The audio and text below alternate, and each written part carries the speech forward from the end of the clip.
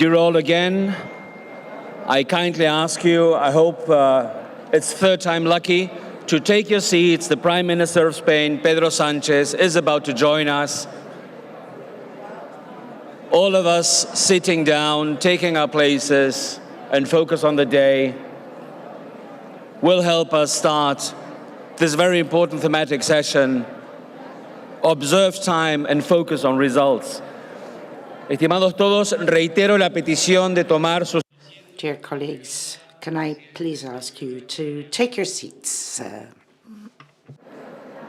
De otra manera, no podremos empezar. Because we can't start the session. This is a very important session today. We want to stick to the timetables that we have, so please take your seats. Thank you.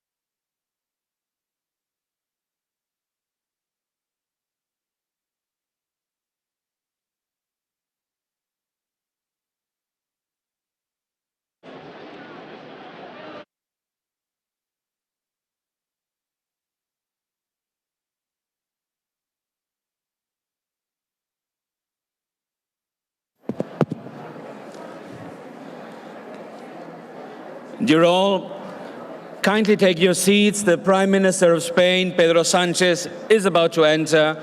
We're required by the Protocol Office of the Spanish Presidency for everybody to take their seats so that we can start the thematic session of today. Repito la amable petición de que todos tomen sus asientos. Can I please ask all of you to take your seats so that we can start this session because of the arrival of the Spanish Prime Minister, Mr. Pedro Sánchez. Thank you very much. Muchas gracias.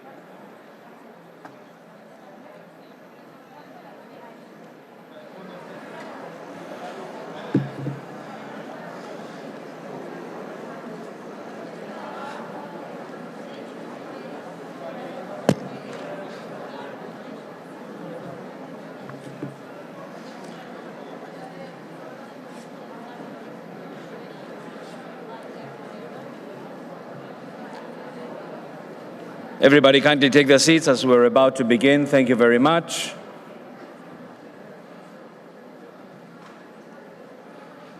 Gracias a todos por tomar sus asientos ante el inicio de esta sesión. Thank you. Can I please ask all of you to take your seats?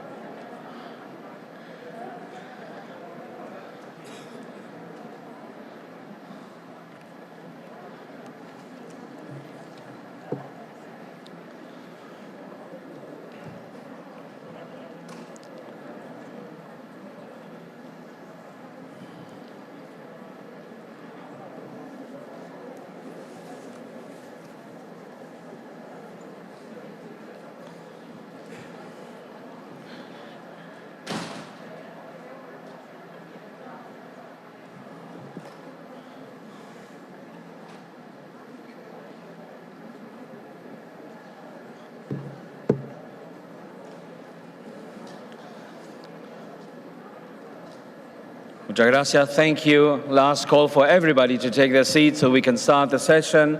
We are already in the presence of the Prime Minister of Spain. So I kindly trust on everybody's collaboration. This is a sign of the times so that we can start. Gracias a todos por colaborar en el espíritu. Well, can I please ask all of you to help and cooperate, and please take your seats. Please take your seats, because the Spanish Prime Minister is already here amongst us, and we would really like to be able to start.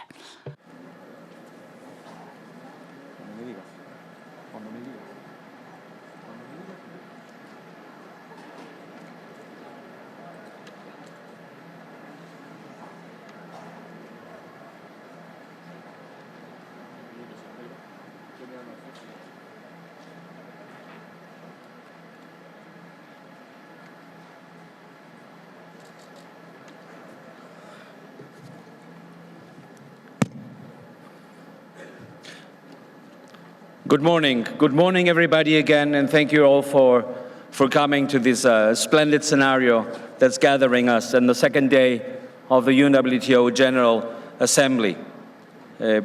Buenos días, Presidente. Good morning, Prime Minister of the government, Pedro Sanchez, Minister, Pedro Reyes Maroto, Secretary of State. And partners of UNWTO and partners of Tourism for Development. Welcome to the thematic session of this General Assembly, Building for the Future, Innovation, Education, and Rural Development. We all know that we are facing up to challenging times. This shared crisis has also proven tourism's relevance beyond the sector itself, around the values of solidarity, sustainability, and inclusivity. These are reflected in today's thematic session: innovation, education, and rural development. Appearances are always deceiving, and these three pillars of UNWTO's work are closely connected. So how can we build a tourism sector for the future with innovation?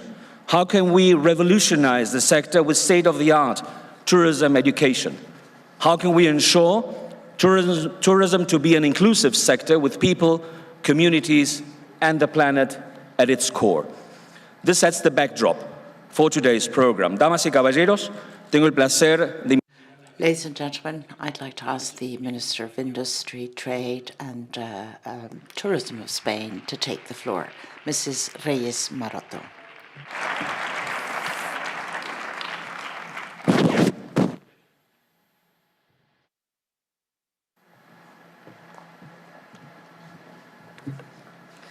Muy buenos días a todos. Good morning. Good morning to you all. Well, it's a pleasure to continue with the 24th General Assembly after 2 very full days. And I'd like to start by welcoming the Prime Minister of the Government of Spain to this session. Thank you so much, sir, for your support, the support to this sector. Sector that we love and that is so dear to us, and that we're trying to prepare a roadmap for towards the future. We are faced with so many challenges digitalization, climate change, new technologies in the sector, and we also talk about social cohesion, territorial cohesion, and gender equality. So I would like to share with you the approval that we had during the Executive Council, the Madrid Declaration, in which we showed the support of all governments of the member states of the UNWTO to the empowerment of women in tourism. Women are very important in this sector, and since the pandemic, they are also the ones that are suffering most. And because they are very often invisible, it is so important from the UNWTO to have an agenda to clearly show the role of women in tourism sector and to have public policies to help women to improve their working conditions and to work towards a future scenario for the empowerment of women and the entrepreneurship of women. I'd like to thank all the member states of the UNWTO that since the 24th General Assembly we will focus on empowerment of women and gender equality. And just a couple of words before concluding. I'd like to clearly acknowledge the work that is being done in the course of this week's General Assembly in Madrid.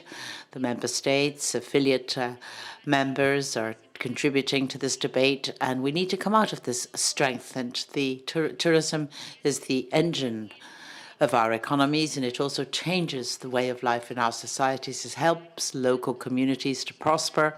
So in the future, we need to make sure that tourism is a leverage, social leverage. Let us build the tourism agenda jointly, and thank you so much for being able to be together here today, strengthening the leadership of the Secretary General. And from Madrid, from Spain, we need to work with the future agenda because tourism is so important for the development of our communities. Without tourism, economic growth and reactivation will be slower.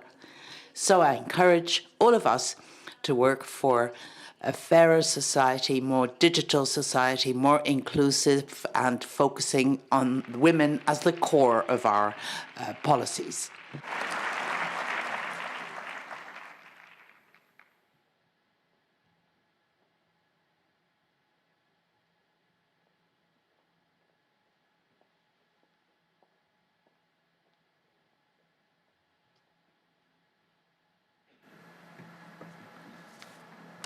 Muchas gracias. Gracias, ministra.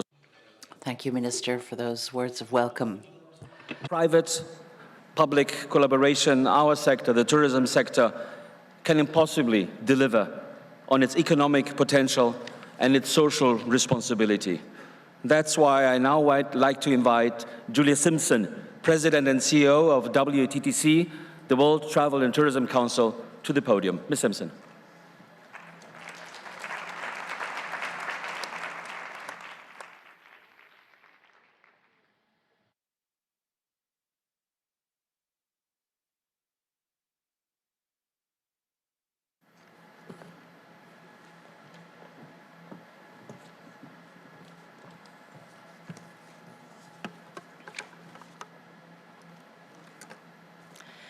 Buenos días. Good morning. Presidentes Pedro Sánchez, Ministra Reyes Marot, Prime Minister. and Chair of the General Assembly, Secretary General, ministers and ambassadors from all over the world. First and foremost, thank you during the most difficult time ever in our history for your dedication to our sector and for your defence of our sector, a sector that brings enormous economic wealth and stability as we do what we do best in travel and tourism, connecting people with new cultures and new experiences. There has never been a more important time for the private and public sectors to walk hand in hand. Times of crisis need unity. Now is not the time to alienate our African friends. Over 60 countries have moved to put travel bans in place on southern African states. But I am convinced the science is not there to support this action.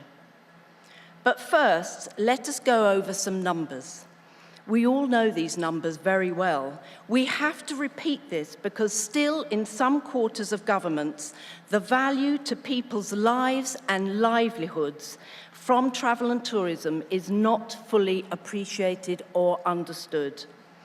Pre-COVID, our sector contributed 10.4% to global GDP and represented 1 in 10 jobs. And for the last decade, 1 in 4 new jobs were created in travel and tourism. Y muchísimas gracias, señora ministra, porque... And thank you so much, Madam Minister, for what you said about gender issues and the role of women in our sector. That is incredibly important. Thank you. 2020, we saw 62 million of the 334 million people working in our sector lose their jobs and their livelihoods. We saw almost 50% from our sector, some $4.5 trillion, absolutely wiped out in 1 year. And in Spain, the wonderful country that is hosting us today, those numbers were more acute, with tourism representing 14% of national GDP and suffering a consequential 63% drop. Our sector's impact on people's lives, both directly and indirectly, is immense. All of us here want to restore those 62 million jobs. While some regions, especially the US and China, are seeing a good recovery, mainly due to domestic travel activity, this will not be enough. The global economy will only recover if international travel is restored. WTTC estimates show that by 2022, our sector could support 324 million jobs, only 10 million below 2019 levels. But if, and only if, we step back from introducing blanket travel bans. In fact, our latest research shows that if governments carried on opening up and harmonized travel rules, we could see the return of up to 88% of travel and tourism's contribution to global GDP by the end of next year. That represents an eye-watering $8 trillion to the global economy, and that is a prize that is within our grasp. But confidence is fragile. Consumers are weary of restrictions that continue to change erratically. There is pent-up demand for travel, but dramatic actions taken by governments make travelers more cautious. And closing frontiers does not work.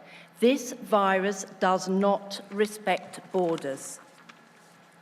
The World Health Organization has said that closing countries causes untold economic and social damage to livelihoods and well-being. WHO believes there is very limited benefit to closing borders, and it comes at a huge social and economic cost. Yesterday, at the Assembly, the UN Secretary-General, Antonio Guterres, described it as an economic catastrophe. Today, I call on governments to review this decision and lift the restrictions on Africa quickly. I want to offer solutions. At WTTC, we represent the private sector that has been hit very hard. Many small businesses and some large ones will not survive this non-stop onslaught. Some have already folded. But where there is crisis, there is opportunity and there is optimism. The private sector has moved fast to adapt and has shown real grit and agility, working with governments hand in hand. So, what are the things I'm proposing? First, let's get the world vaccinated. We cannot wait 5 years for 4 billion people to get their first jab. It's immoral, it's unethical, and it's dangerous. Let's see licenses granted to countries to produce their own vaccines, and let's see some of the very wealthy industries who have done extremely well during this pandemic assist financially. Travel and tourism has a big heart and a big network. We can and we are helping. And I applaud the work of COVAX and UNICEF, relentlessly highlighting this critical issue. Second, rather than closing borders, let's follow the WHO guidance and use social measures that we know work, things like wearing masks, physical distance, and regular rapid testing. I'm going to give you an example. Of the 9.2 million PCR tests paid for by people returning to England over the last 18 months, only 0.8% were positive, while the rate of the infection in the community was running at 8%. Third, let's base risk around individuals' health status rather than putting whole countries into quarantine. Finally, today, WTTC is publishing a report to get people moving again, simply. If the virus was not bad enough on its own, governments have introduced a level of conflicting red tape that defies logic and sometimes science. We had hoped and campaigned for one unified health pass, where governments joined up systems to make it easier for people to travel under a single, internationally recognised system. That is sadly not going to happen. We have therefore identified 4 strong leaders. The EU Digital COVID Certificate. I shared a platform with the Ministra in Évora in Portugal, and at that stage, 43 countries had adopted this incredible scheme. That number, I understand now, Ministra, is at 51 countries. The EU COVID Certificate is an enormous success for Europe, and it's issued over 600 million digital passes since its launch in July.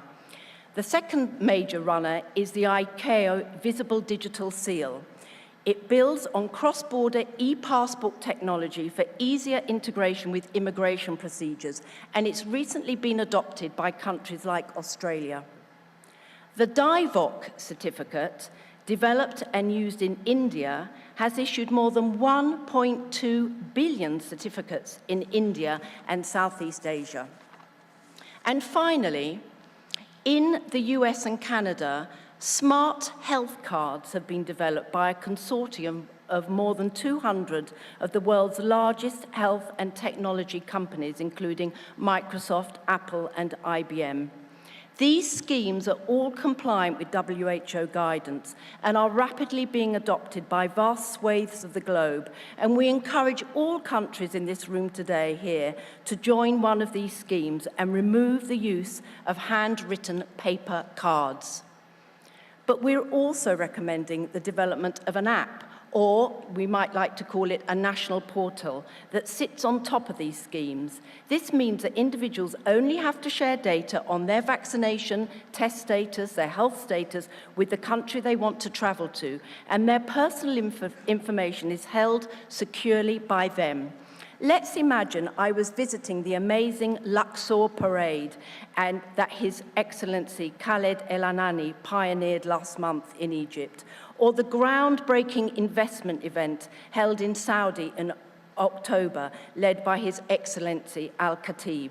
I would simply upload my details into a national portal, the Egyptian or Saudi authorities would accept them, and through the portal I would be granted a green tick to travel. That means everything would be completed before I get to the airport, and border officials, as I land, could welcome me quite simply, and I could carry on walking straight through. It's a digital solution to a complex problem, an example of how we can leapfrog technologies and make customers' journeys truly seamless. However, the biggest challenge humanity faces is climate change. As sea levels rise, we suffer extreme temperatures and rapid deforestation. No one knows better than us in this room that the importance of long-term sustainable travel. Therefore, WTTC members felt our sector needed an umbrella overview of our carbon impact on the environment and our road to decarbonisation. I hope you will all find the WTTC's roadmap to net zero by 2050 helpful. It pulls together aviation, cruise, travel agents, hotels, and tour operators, and it sets out a very clear path for each of those industries and for the whole of our sector to play our part. And I applaud the work of the Saudi government in this arena. Thank you so much for reaching out to the private sector. We have established ways of working together that we would never have achieved pre-pandemic. Some models of the private-public partnerships forged during this crisis are so strong that some communities are looking at how we can use these strong bonds and solution-focused working to solve other social issues like crime and poverty. It just shows you the power of travel and tourism. Thank you very much. Muchísimas gracias.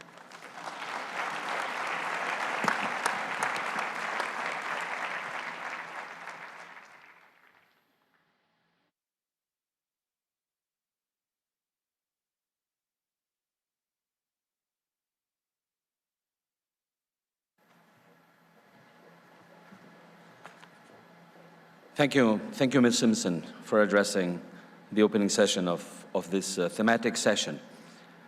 UNWTO, the World Tourism Organization, is the voice of tourism at the UN.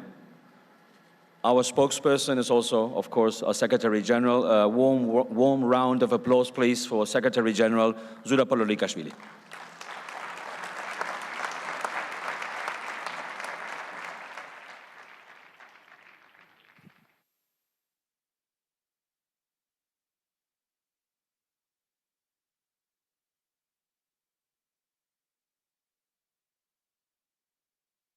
Buenos días, querido presidente. Good morning, dear Prime Minister, dear ministers. Good morning to all of you, authorities, dear friends, ambassadors. I am delighted that we have the Prime Minister here with us today, Mr. Sanchez, President of the Spanish government, and I would like to be able to explain a little more in detail to you why today's a historic day for the UNWTO. You are here with us, participating in this event on this historic day. It's wonderful for us to see you here. You are here at this event in which we will be talking about, and by the way, welcome to all of our guests. We will be talking about, as I said, 3 major pilot projects that we will be kicking off today. And your presence with us today is an honor for us, and it is a source of motivation to us. 1, rural tourism development. Just before the pandemic, back in January 2020, we announced the Year of Rural Tourism. And as you know, we announced it at Futur. I remember it well. Then, of course, the pandemic hit, and we were not able to develop all of those projects and ideas that we had prepared. But once borders start to open up, we will be developing rural tourism. For us, we felt it was a wonderful opportunity to be able to create new jobs. So today, this is a historic day because we will be announcing the 41 best towns in the world. In this auditorium today, we have a lot of people. Welcome to our ministers, Colombia, Jamaica, Malaysia. We have, of course, Sandra is the designer and the godmother of this project. We also have Slovenia, Tanzania, and Turkey, and many other ministers also with us here in the auditorium today. It is an opportunity for us to have an interesting discussion about how to develop rural tourism in different parts of the world. And of course, I would like to congratulate the 41 different towns that we will be multiplying, doubling in the future to be able to generate more jobs. But we need another few components, of course. Of course, welcome Julia Simpson, the CEO and President of World Travel and Tourism Council, WTTC. And the private sector is so important for us to bring innovation, to bring investment, and to be able to generate more education. The second project that we will be presenting today, and everything is, of course, linked to rural tourism, is the fact that we have announced a startup competition for global rural tourism. We will be presenting those top startup projects from all over the world today. Congratulations to all of the winners of that startup competition. We'll be hearing from those winners and we'll be learning how we can help to get rural tourism on its feet and to develop new jobs. And then, before the pandemic, once again, we were also trying to bring young people to the sector. Today, we have winners in the room for the best initiatives, for instance, how to deal with plastic. There were two challenges in particular that we were looking at. We wanted to see how children looked at this. We know, of course, back at home, children are talking a lot about sustainability today, and we have people here with children from Vietnam, from Netherlands, from Oman, I believe, from the Maldives as well. We will be giving young people the chance to talk to ministers. They will be asked their questions of ministers. That will also be a very exciting discussion later. And I think that is where the future lies. The future lies in education. The future lies in rural development and in education again. Why? Because with the Instituto de Empresa Business School, when we announced our first online tourism academy, well, we actually don't know where we will end up with that project. We announced it about 18 months ago, once again, before the pandemic, or when the pandemic hit, and we already have 15,000 students that have signed up for it. That is a lot of students who have signed up since the project kicked off in just 18 months. Once again, your presence here with us does mean commitment. I'm not going to talk about the importance of tourism worldwide. I know you are aware of that. We follow Spain and what's happening. It's a wonderful opportunity for us to swap ideas with you and to take advantage of the experiences and know-how of more developed countries, to be able to take these types of ideas and innovations to lesser developed countries. That is why I thank all of you. We announced during the pandemic over and over again, and we did so yesterday, and we will today, that we will be doing so many good things for the world together, good things for tourism and for the future. Thank you to all of you for being here together today, and congratulations for this historic day.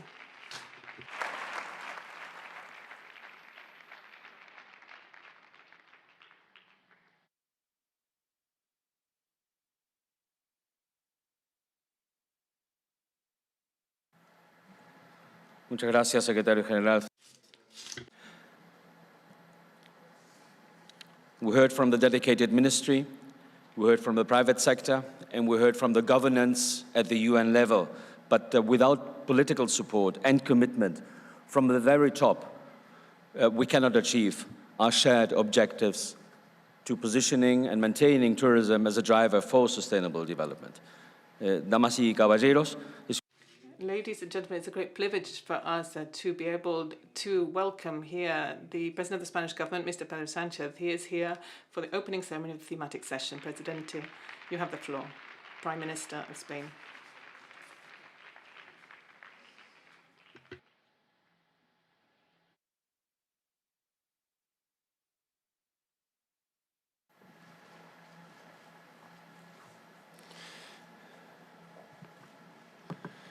Buenos días. Good morning, ministers. Welcome to Madrid. Secretary General, ambassadors, ladies and gentlemen, authorities, representatives from the private sector, from the tourism industry, welcome. We are certainly living through times of exceptional uncertainty because of COVID. Our plans, of course, have to be constantly adapted to the evolution of this global emergency, this health and economic and social emergency. What it requires from us is the maximum degree of cooperation and unity between different nations. And I think proof of that, good proof of that, is the holding of this 24th session of the General Assembly of UNWTO. Unfortunately, the health situation meant that it was impossible to hold this meeting in Marrakesh as had been agreed. So with very short notice, with very little leeway, nevertheless, Spain did not hesitate in offering Madrid as an alternative venue.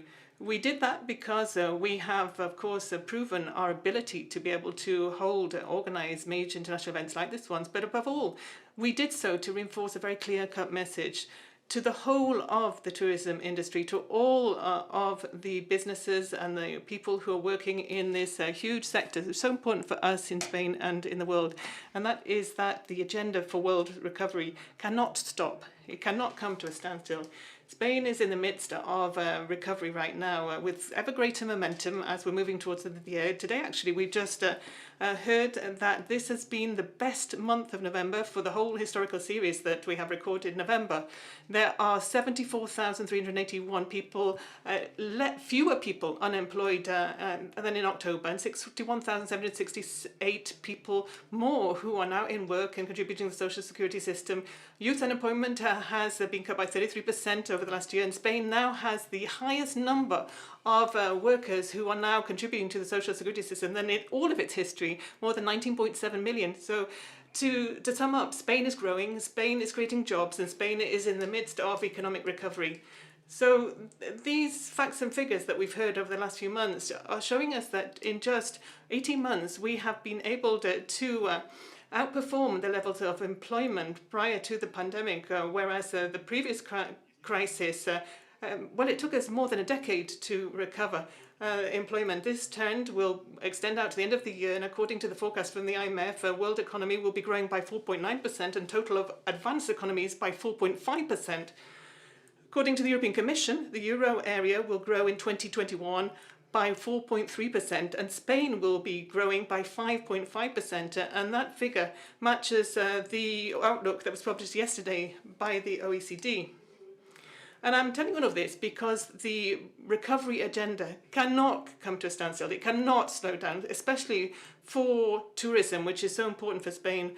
And it has been one of the activities most affected by the COVID-19 crisis that has hit us. That is why we have to do everything we can to deliver on the agenda for recovery, because tourism is not only an essential economic driver, it also is an avenue for knowledge. We've said that many times before. It's something that brings us together.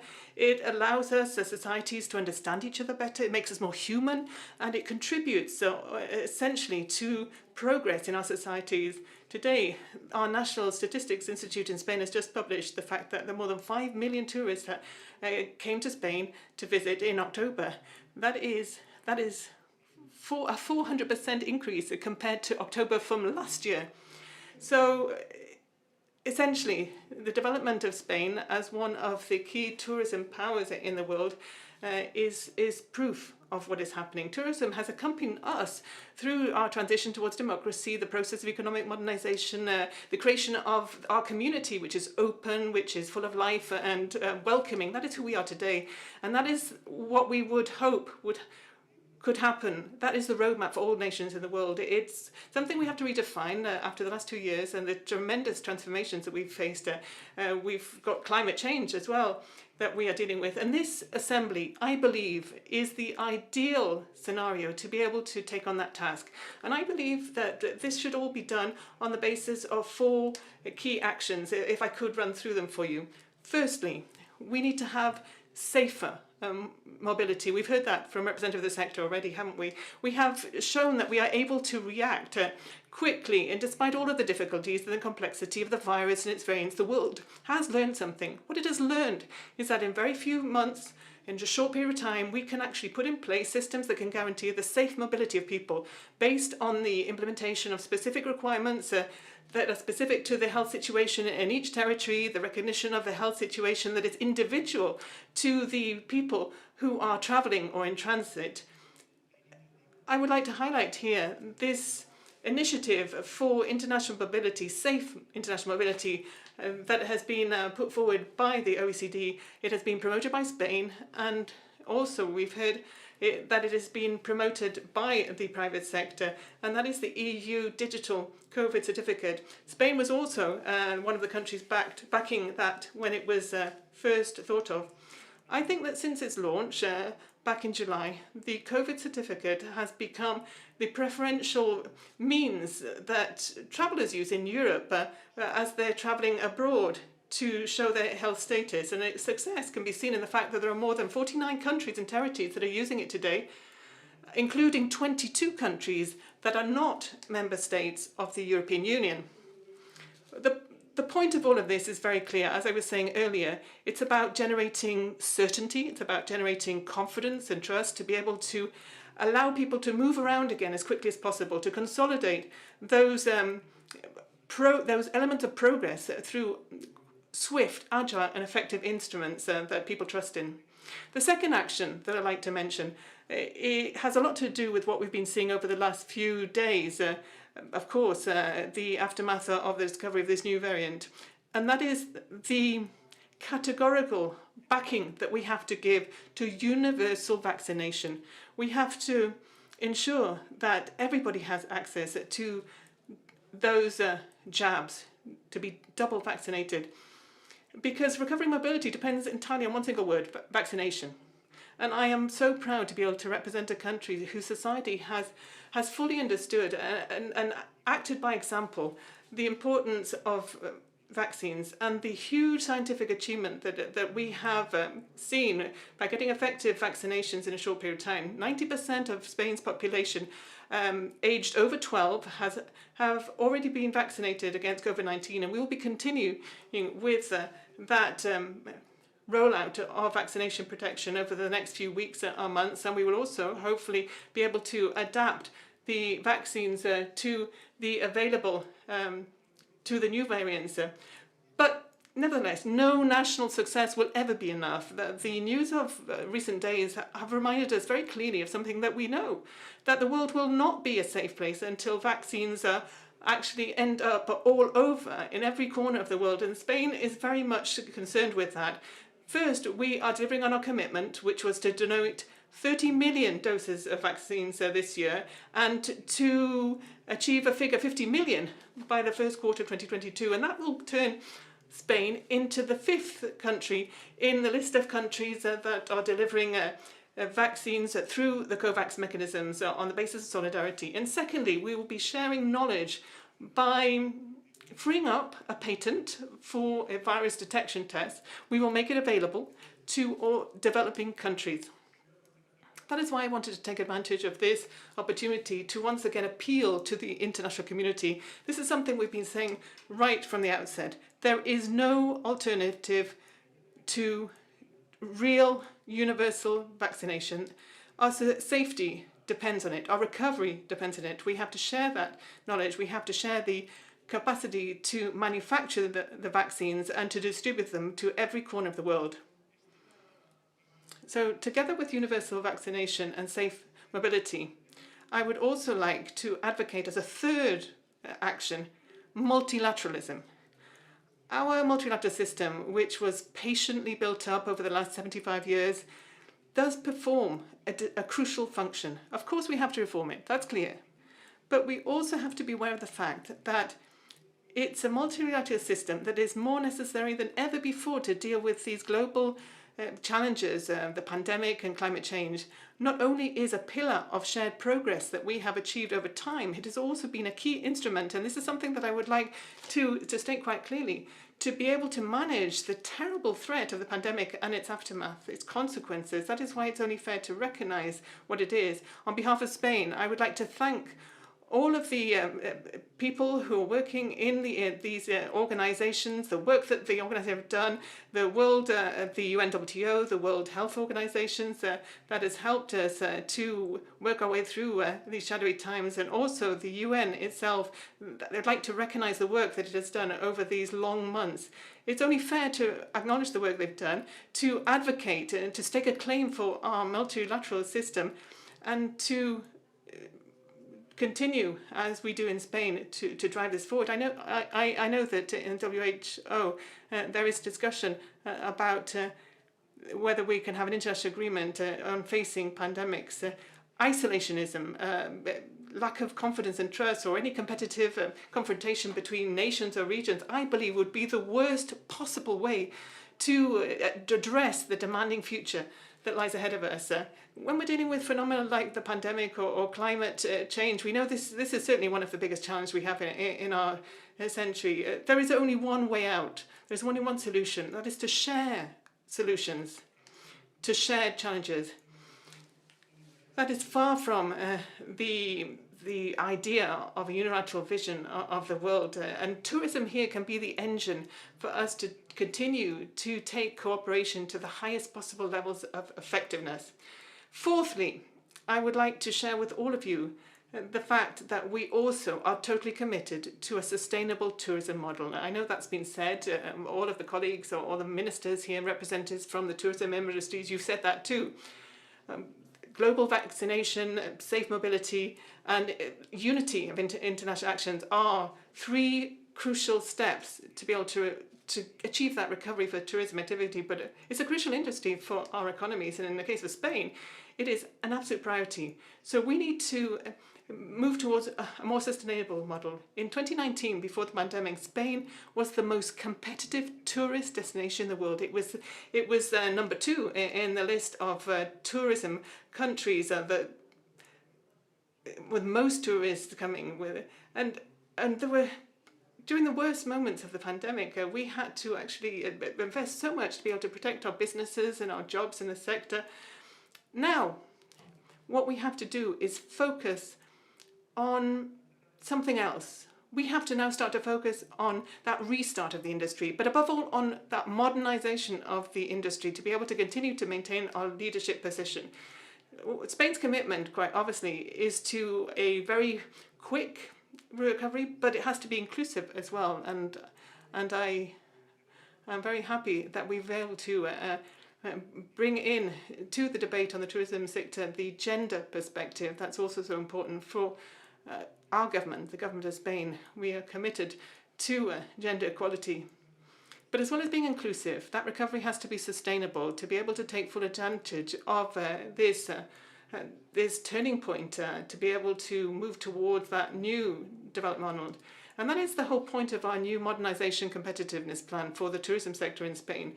It's a specific element in the Recovery, Transformation, Resilience plan, the European plan. We're going to put in 3.4 billion euros funded through the Next Generation EU funds. It's a plan that will earmark 1.8 billion euros over the next 3 years to be able to promote sustainability for Spain's tourism destinations, and it will accelerate that transition of the sector towards a carbon-free, low-emission economy, but also trying to promote energy efficiency in the circular economy. In businesses and destination, the plan will also finance the digital transformation for the sector and its businesses. It includes the creation of a smart destination platform that will connect up all of the actors in the tourism industry, generate data, improve the experience for tourists, and make available to the workers and the companies in the sector training resources outside the usual education system so they can get training in digital skills. It will also allow us to achieve a better balance in territorial terms. This is a debate I know that will be ongoing. It's all about how we can promote not only our sun and sand destination, but also rural tourism, because the pandemic has brought us that surprise. I think in the pandemic months, rural tourism has become popular. So we have to achieve that territorial rebalancing. We have to take the investment to depopulated areas of inland Spain and allow people to go back to live there. And through our social sustainability plans for the tourism sector, we will be promoting a much fairer share out of the benefits of tourism among social agents. We will improve the basic conditions for workers. We will try and improve the work-life balance and also promote gender equality. And on that point, I would like to conclude, gender equality is one of the priorities of my government. I've said that already. And I think proof of that is the presentation of Spain in this General Assembly of the Declaration of Madrid on the empowerment of women in tourism.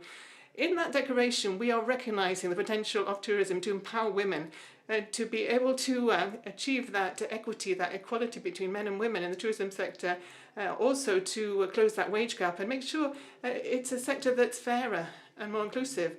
And we are also proposing moving forward with the construction of a tourism model that will protect our natural resources, our cultural resources. These are so valuable in our country, so attractive for tourism, and we want to ensure that we can share out in a more balanced way the arrivals of tourists to the country and share them out also during the whole year and try and make that contribution to territorial cohesion. Sustainability will also benefit from the development of a more diversified tourism offering that makes the most of our cultural resources. We want to promote urban tourism in a place like Madrid, as well as rural tourism, shopping tourism, cultural, gastronomy, and filmmaking tourism, nature tourism. And we will take full advantage of the recovery of the sector to turn Spain, my country, into a hub for innovation in the tourism industry.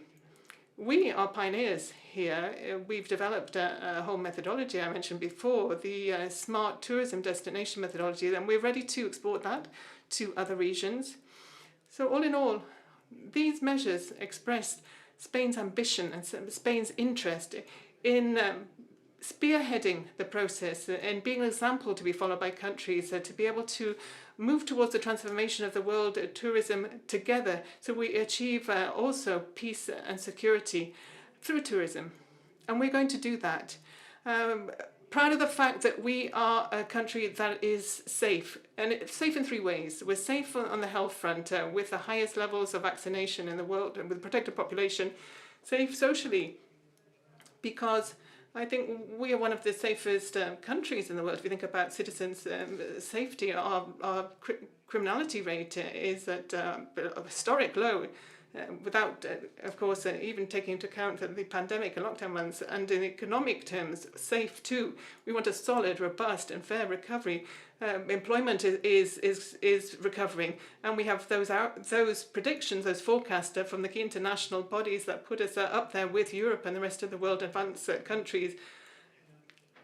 So the health safety, the citizenship safety, and the economic safety, together with the measures that I've just run through, they will lay the foundations for able to be successful in the evolution of the world tourism industry as it moves forward over the next few years.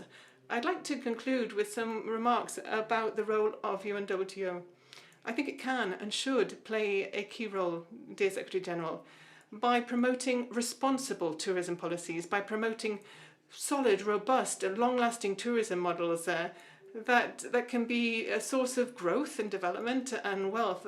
I think the organisation has already built up valuable experience when it comes to proposing initiatives that really do match the demands of the current times with regard to sustainability and environmental protection. Examples of those are the World Initiative on Tourism Plastics, the Secretary General mentioned that a moment ago, the Project for Energy Solutions for Hotels, or the One Planet Sustainable Tourism Programme, which is actually co-led by Spain. And it also is hoping to accelerate the production and consumption which are sustainable in tourism practices to try and stop the loss of biodiversity and address that terrible challenge of climate change. This, dear friends, is a task that is incumbent on us all.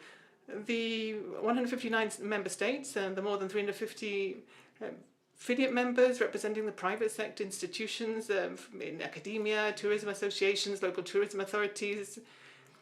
I do believe that with true unity, a maximum degree of unity, we will be able to increase the capability of the organisation to undertake these reforms. I'd like to conclude here by telling you at this General Assembly that Spain, my country, will continue to strengthen its commitment to the UNWTO with the world tourism sector over the next few years. And proof of that is the agreement that has been reached to assign over our central Madrid conference centre, Palacio de Exposiciones y Congresos, to the UNWTO as a new headquarters, we hope that it will be an open, functional place that will allow you to continue to move forward defending and promoting tourist interest internationally in that system that we are fully aligned with, which is the UN system.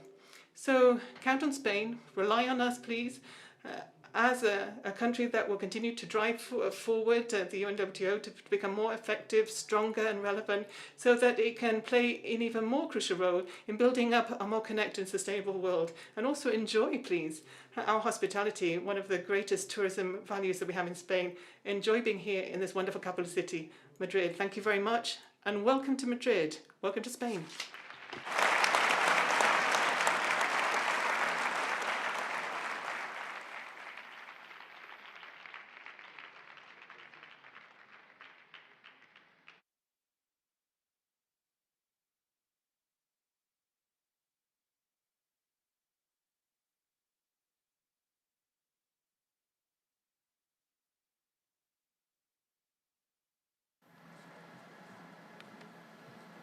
Gracias, Presidente. Thank you very much. Key takeaways from the Prime Minister's speech: trust as a new currency, collaboration, financing, because the money is there, as our Secretary General reminded us yesterday, solidarity and collaboration, knowledge, gender. We're only stronger together, and flying solo is not an option. Multilateralism is at the core of what we do.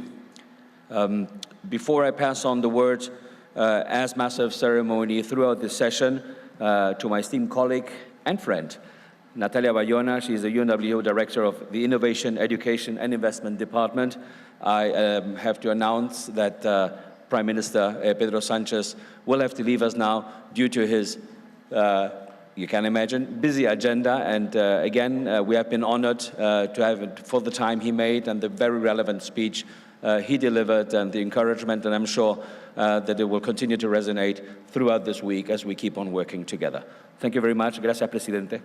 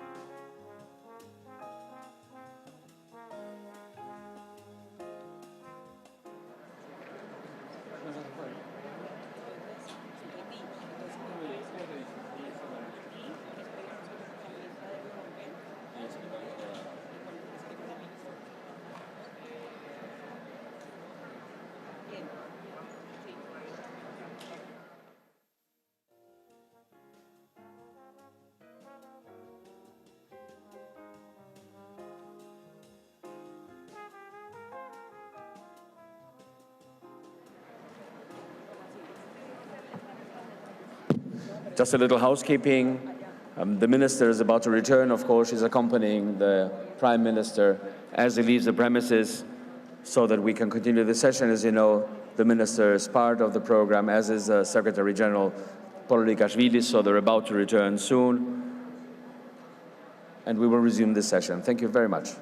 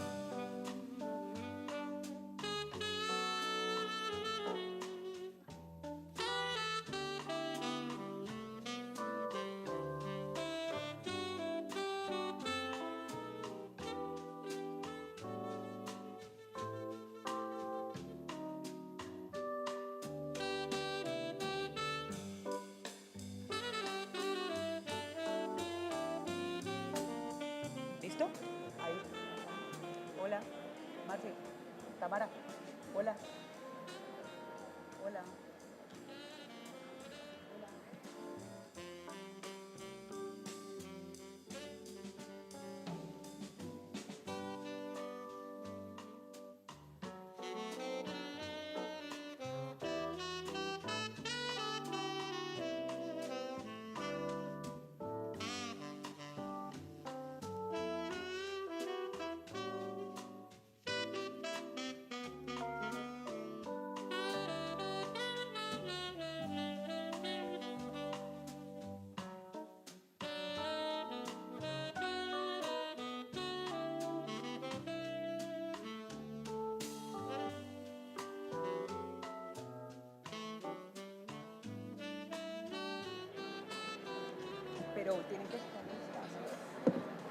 So, thank you very much, Marcelo, and I am really honored to be here today leading this thematic session. We will begin this thematic session today with the ministerial debate on policies to foster tourism for rural development. The pandemic has made us discover many destinations. In the middle of the crisis, the pandemic opened opportunities to create new jobs and businesses in rural areas. It accelerated the already growing trends of looking for new authentic experiences. What we will discuss today is how member states are helping make tourism work for rural development and how governments worldwide can help set adequate public policies for rural tourism. To lead this discussion, it's my pleasure to invite my colleague, Ms. Sandra Carvalho, Director of Market Intelligence and Competitiveness of the UNWTO. Please give her a warm applause, and of course, to all the ministers from all around the world that are here today.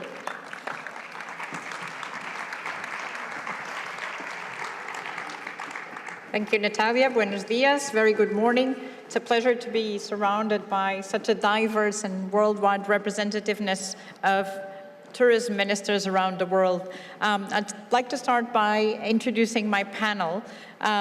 We have with us Mr. Ricardo Galindo Bueno, is the Vice Minister of Tourism and Commerce Industry of Colombia. Muy bienvenido. Edmund Bartlett, our distinguished Minister of Tourism of Jamaica. We also have the presence of Mrs. Nancy Shuklin. She's the Minister of Tourism, Arts and Culture of Malaysia. Very welcome, madam.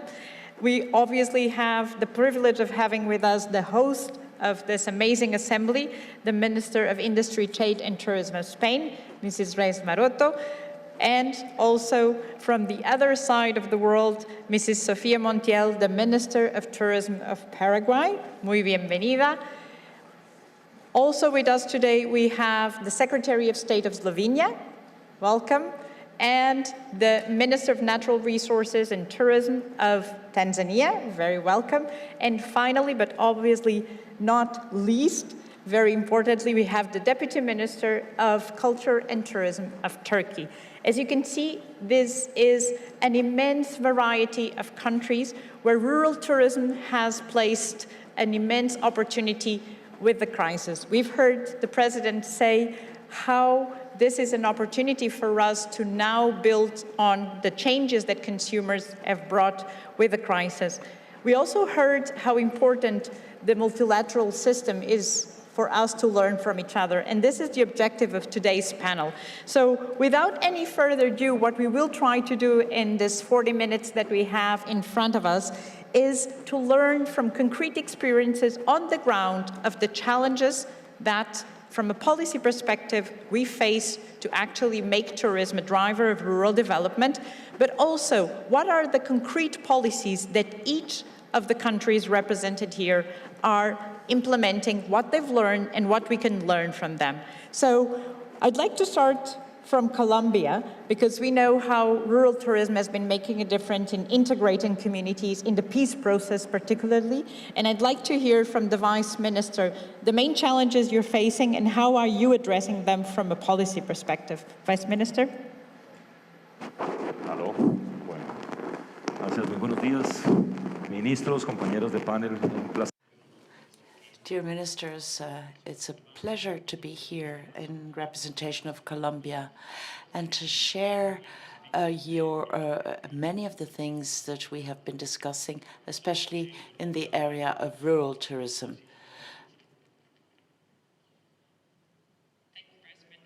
Yes, that will help. The sound was muffled by the mask.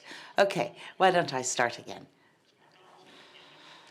Well, we've had some serious challenges, as was already been said by the moderator. We've had a peace process which is making us face many challenges, but is moving forwards, and it has also led to some interesting initiatives as far as rural tourism is concerned. Because of many areas and regions that were occupied by the armed conflict, but an absurd armed conflict, which, however, today can be used, these lands, for rural tourism. It's a challenge that we are faced with, but it has been promoted mostly by ethnic minorities, by less favored minorities, groups of farmers, women, young people. They're the ones who started to develop rural development and rural tourism in Colombia. This has led to many challenges, many difficulties too. It's a question of training, vocational training, and also to adjust these rural areas so they can be equipped with the tools and that they can be strengthening those businesses that exist in the regions. And for us in the ministry, what we need to do is to create a competitive scenario, a structure which would allow them to generate the activities. And it is also a question of trying to establish a clear link between the government and the entire value chain that exists in the sector. So we need to make sure that these areas are properly adjusted. Yes, thank you. Of course, we need to make the territories, you need to formalize these, and the speaker continues in English. Obviously, our image of Jamaica is a sun and sea destination. What are the challenges of attracting tourists beyond the traditional destinations? And I know you've been doing a lot of work in gastronomy, in linking the value chain. Minister, if you could share those with us.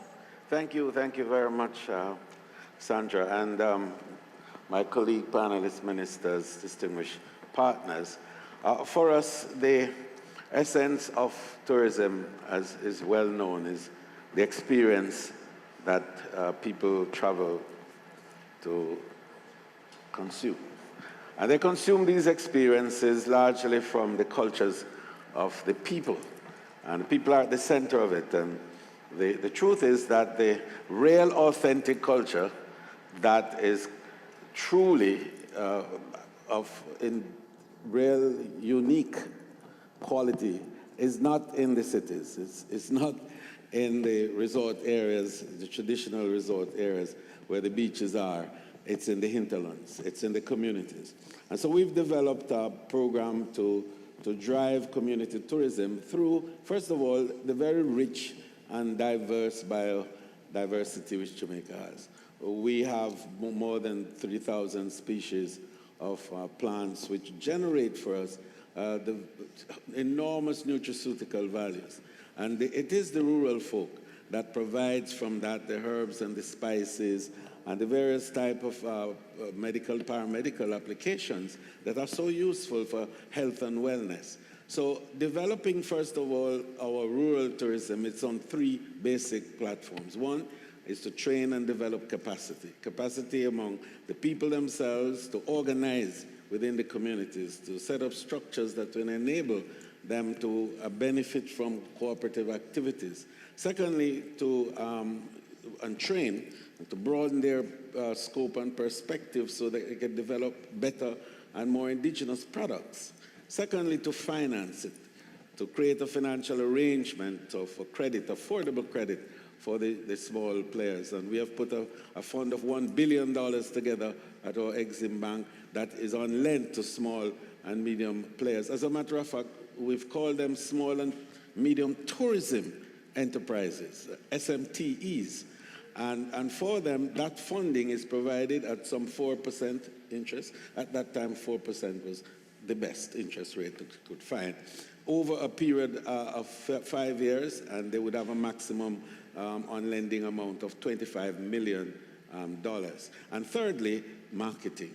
And we provided marketing arrangements for them. We established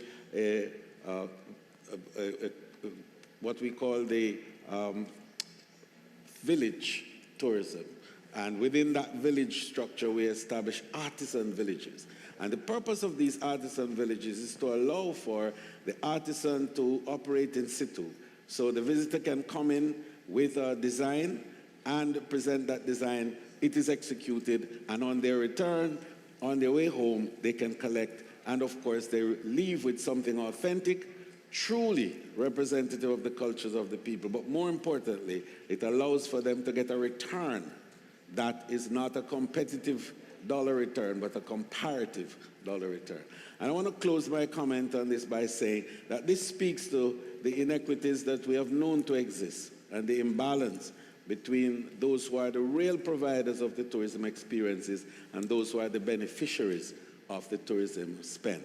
And so globally, 80% of tourism is driven by the small and medium players, but only 20% of the returns from tourism go to them. We have to rebalance that asymmetry. And I think that the policy that Jamaica has adopted in this regard will go a long way in enabling this rebalancing. Thank you very much, Minister Bartlett, for highlighting particularly the issue of access to finance in a competitive way, but also the access to market in clustering the different villages. Talking about access to market, Malaysia is a great example with the homestay program that was developed many years ago, and now it's being rebound. So, Minister, if you could share that experience with us. Well, thank you very much, Sandra. Well, yeah, Malaysia's homestay program is indeed a signature program for our country. And to date, we have about 3,397 licensed homestay operators. And out of these, the operators are women, families, the small and micro entrepreneurs.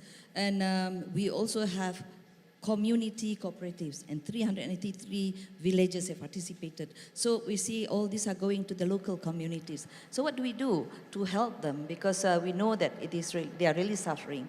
We do have our stimulus packages to help them to survive. And also, apart from that, when I say stimulus packages, it's not just giving money. We also give them training. Because this is the time when we conduct trainings, give them upskilling program for them to improve themselves. And I'm proud to say one of these is what I'm wearing today is a local community product from the local community which are practicing homestay. Now, apart from that, in terms of policies, in fact, we have started with national ecotourism, national tourism policy since 2016 to 2025, and we have identified 60 potential clusters. And we hope that from there, we can get all the parties, especially the public and private sectors and the local communities to work together. But we did not end there. Of course, we do have challenges. We have to acknowledge that our challenges are there's no effective coordination because of maybe some of the communication problem and also accessibility problem. And also, of course, in terms of well, in terms of the arrangement among the people, and then among those who are practicing or operating the homestays. So what did we do after that? In 2020, we have outlined another national strategic national tourism policy, 2020 to 2030. This is to cater for, especially when we are very ambitious, we want to bring in high-yield tourists. But how can we bring in high-yield tourists if our infrastructure is not up to par. So what we do, the government injected funds for us to improve our infrastructure, at least about 12 million US dollar. And for this year, the government is also giving us more budget. So this is for us to improve, especially with the innovative and also creative ways of thinking among the new tourism expectation. So we have I recently actually launched new categories of homestays to create more niche and also to create more creative ways of having to meet up with the needs of the new tourism expectation. So that's where we have created new categories of models of homestays. I wish I had more time, but well, that's what I could do now. But of course, we will never forget that our role in our tourism policy, we must also make sure that environment is part of what we have to take care of. So thank you very much. I would like to also share here, make sure that anyone here, when you want to think of the best ecotourism destination in the world, come to Malaysia. Thank you. Thank you very much, Minister. We will take the invitation and go to Malaysia. And a very important point on the role of communities to support also the protection of biodiversity, because having income from tourism also is a way of avoiding the over-exploitation of other resources. Me gustaría ahora...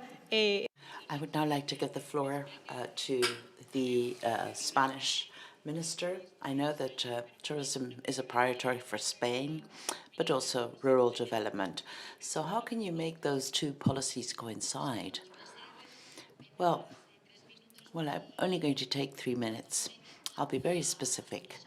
The stimulation that we're giving from the Spanish government to this sector, and the Prime Minister already talked about this during his speech. We're talking in two areas and working particularly on destinations in the rural areas. They really needed large investments, which we channel through sustainability plans. This is a project over 3 years with a 1.8 billion euro investment, and these rural destinations will be in a position to become more valued and be part of an offer of our tourist destination. But apart from this, I think the most important project is related to networks, destination networks. Let me share two with you.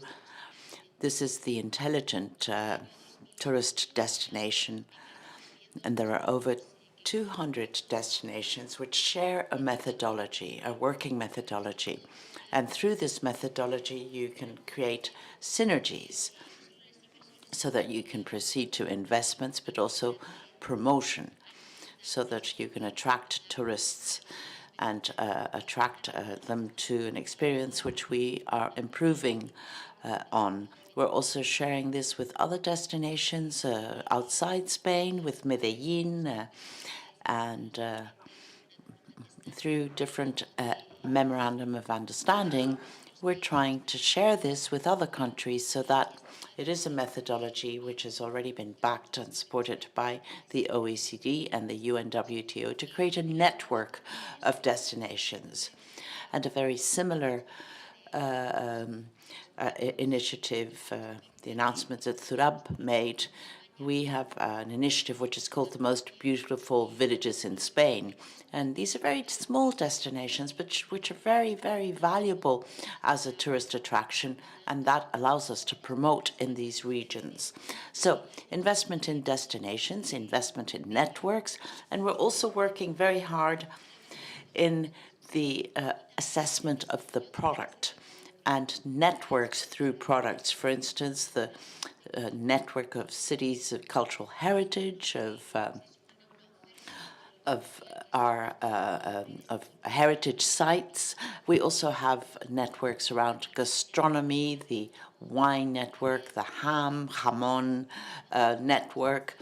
And there we focus on gastronomy as a tourist attraction, and also a network on cities, attractive cities.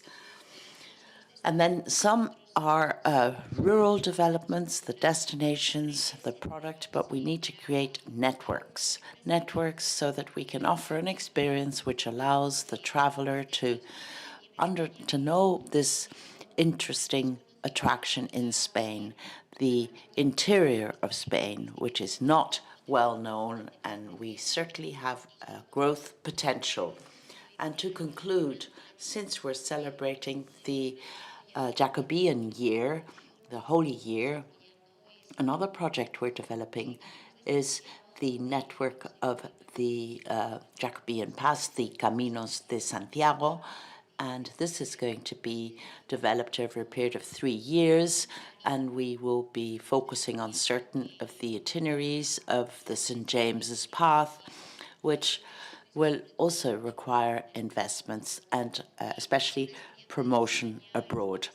So the Spanish experience is based on destinations, on the products, and the networks, which would make it possible for you to share many of the challenges we're faced with. And through these networks, we create synergies, and this will help us to invest in technology and to assess areas which require investments. And we think Spain still has a huge potential to attract tourists looking for different experiences. We've seen this during the pandemic.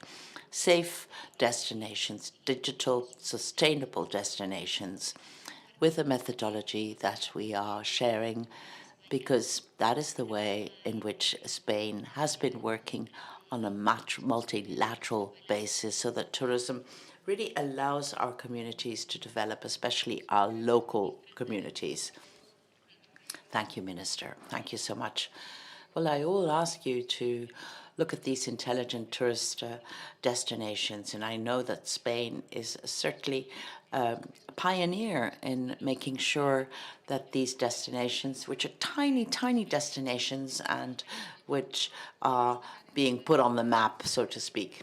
And then thank you also for these networks, the Best Tourism Villages, which is the initiative within the UNWTO as well. We wanted to focus on those villages who are granting priority to sustainable regions and rural areas.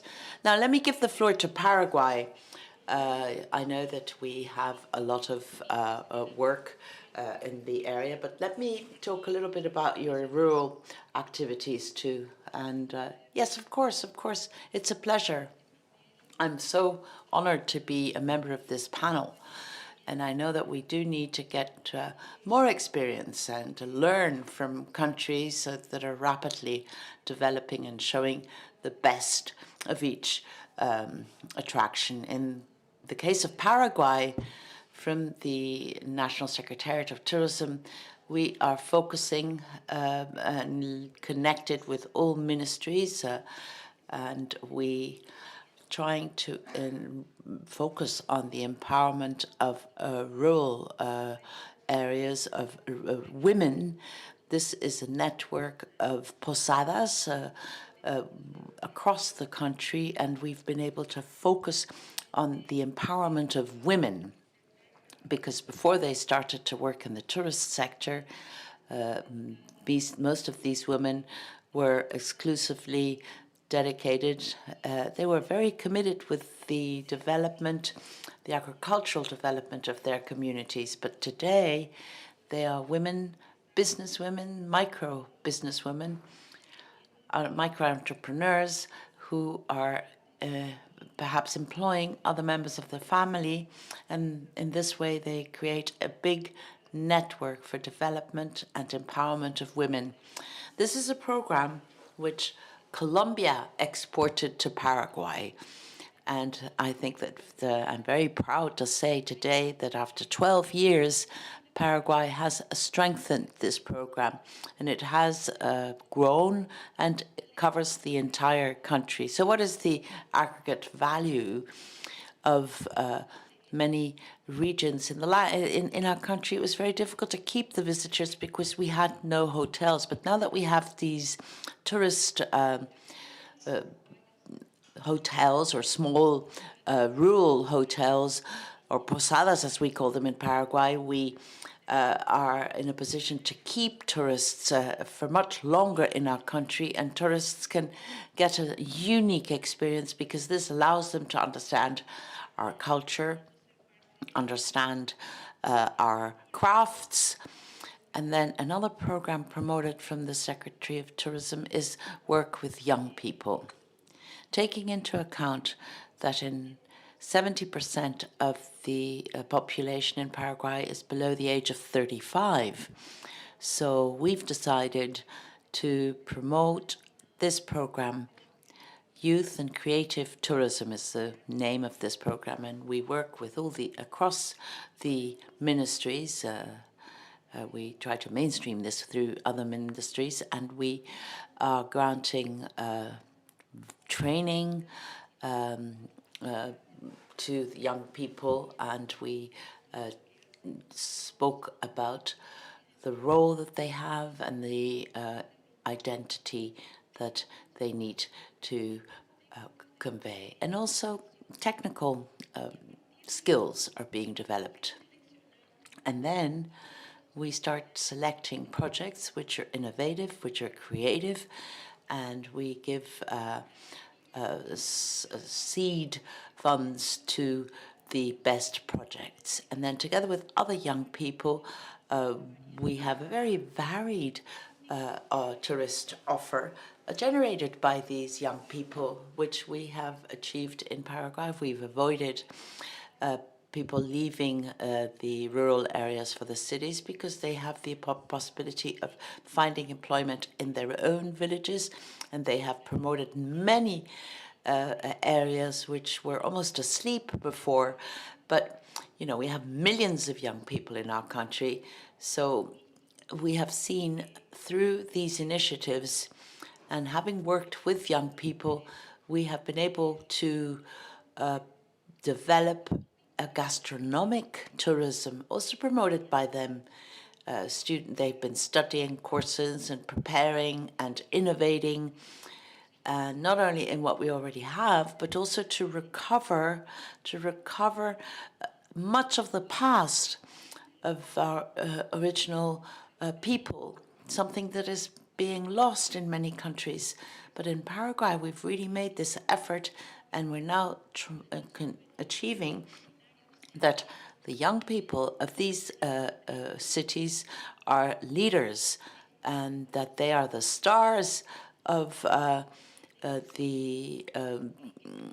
explain the historic value of the places which the visitors are going to visit. So let me ask you to come to Paraguay and to share this experience, because we really are doing many, many things in this area, and we're talking about a major development of sustainable tourism and focusing on rural women and creative young people. Well, actually, you've already taken us there with your description, Minister.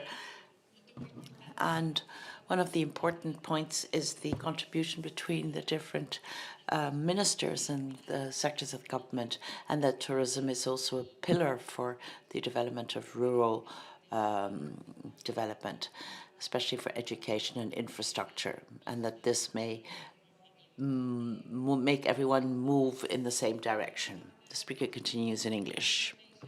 I'm sure that your policies on rural development are very linked naturally with your sustainable positioning. Secretary of State, if you can share your main lines of action in rural tourism. Thank you, and good afternoon. Good morning, actually. Yeah, in Slovenia, we have decided about 10 years ago that our path in tourism should not be massive tourism, but we want to go in green, outdoor tourism, boutique tourism, and sustainable tourism. There were many reasons for that. The biggest one was that we have a really green country with a lot of biodiversity, clean waters, clean rivers, and we knew back then already that this is something that tourists will want to see and want to experience. And also, 90% of our country is rural, and 60% of our population live in that area. So for us was only logical to move into that direction, and now after COVID or during the COVID, this path has been recognized as the right path so far. For the past few years, we have mostly put our actions into promoting Slovenia also as a destination for gourmands. We have a very good local food. We have received first Michelin stars last year, additional this year. This is really in line with rural development, since also the agriculture sector benefits from it. But in the next 2 years, our main focus will be into sports and recreation. Since we can offer also, or mainly in rural areas, really good sport facilities for professional athletes and teams where they can prepare their athletes without any distractions in a clean and safe environment. And also the destination in our rural areas have a lot to offer for recreation, from biking, skiing, running, and etc. So we think that through this focus, we can also resolve one of the biggest problems that we see, or the biggest challenges that we see in rural development and rural tourism, is how to motivate people that live there to open businesses in tourism and to stay where they've been born, where they have families and friends, and how to achieve that they will not have to commute each and every day to the cities, to their working place. And through tourism, we believe we can achieve that. Thank you very much, Secretary of State. Very interesting approach on the diversification of products as well, particularly to a younger audience and connecting that younger audience with rural territories and gastronomy. And definitely one of the big challenges to retain the talent. And also that's connected with the access to infrastructure and services, and thus the importance of all-of-government approach. From Slovenia to Tanzania, Minister, it's a pleasure to have you with us. I'm sure a very young population as well in Tanzania. I'm sure very similar to Paraguay in that sense. How does the ministry work with rural tourism? What are your priorities? Thank you very much. Tanzania population mostly is in rural area. Over 75% of the population lives in the rural. But our tourism is also based in rural areas. It depends much on the wildlife. 80% of our tourism is wildlife. Therefore, 80% of our tourism is in rural area. When we discuss this thematic topic, we look at it from two different angles. One, conducting tourism into rural areas, which, as I've said, we are doing it more than 80%. And two, taking the tourism revenue and develop the rural areas. We are doing both of that. And we are doing it at the best. And tourism in Tanzania contributes about 17% of the GDP, 80% of it from the rural areas. We have come with a cultural tourism packages, specifically for rural areas. We call it Swahili tourism, which is a special product and which you can only find it in Tanzania. We are integrating the Swahili culture and the tourism. We have 82 stations already doing that in Tanzania, and we are going to do it even more and more. And we have a policy that we have to contribute more in developing rural tourism by supporting the communities, by providing them social services, by providing them education, so that they can protect more the natural attractions which we find in rural areas.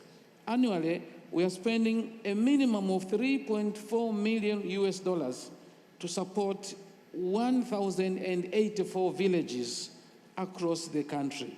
It's the system which works, and this is the reason why the best natural safaris are found in Tanzania. You name the best national park, Serengeti in Tanzania. The best mountain, Kilimanjaro, Tanzania. Ngorongoro, where wildlife and human live side by side, That is a rural area in Tanzania. We have managed this because of the engagement and development of the rural community so that they become part and parcel of tourism. And next year, to be precise, the first week of December 2022, we have been honored by UNWTO to host the 650th CAF conference in Tanzania, in Arusha. We're inviting everyone to come and experience the Swahili tourism which we are conducting in our rural areas in Tanzania. Thank you very much. Thank you very much, Minister. We take note of the invitation to go and explore the Swahili experiences. Also, a very important point is how do we connect, as you mentioned, the communities that live near the natural parks and the natural reserves to benefit from that tourism that doesn't go just for the visit, but actually stays and knows a little bit more of the area. And now to Turkey, with an immense array of cultural experiences all around the country. Vice Minister, also sharing culture and tourism, how are the policies of rural development played in the ministry? Thank you, Sandra. As the ministry, our new policy is to focus more on the cultural and natural heritage of our villages.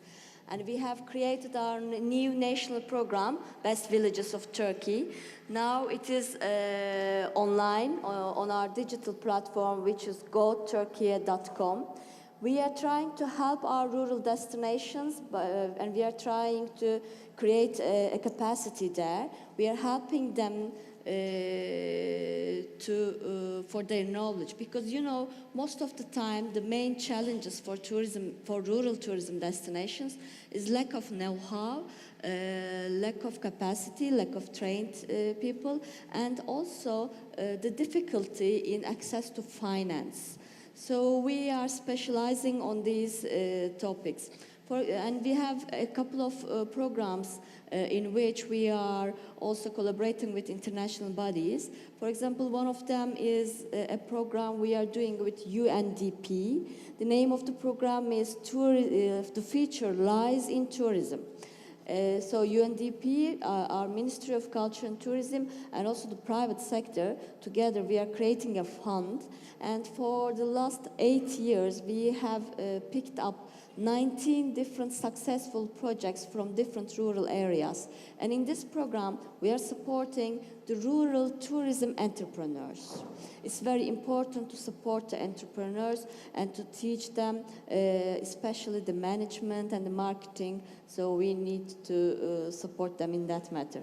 Another program we are doing with European Union, we implement assistance to rural development program to support rural tourism investments.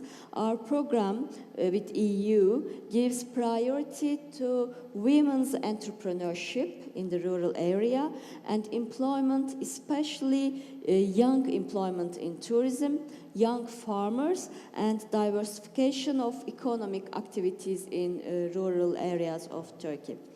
And while we are doing it, as the Ministry of Culture and Tourism, we are always in strong collaboration with our Ministry of Forestry and Agriculture and with our Ministry of Environment and Climate Change, and even with regional development offices, regional development agencies, and NGOs in the area are mostly the collaborators in our programs.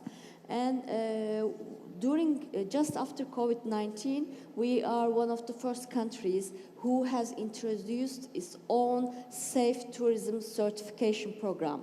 We were very quick to create such a strong program, and thanks to our certification program, we have managed to restart tourism in Turkey quickly. For example, by the end of this year, we are expecting to receive 29 million international visitors, and this is a great number in such a difficult times, I think. And now we are taking this one step further. Instead of safe tourism certification program, next year we are introducing our safe and green certification program.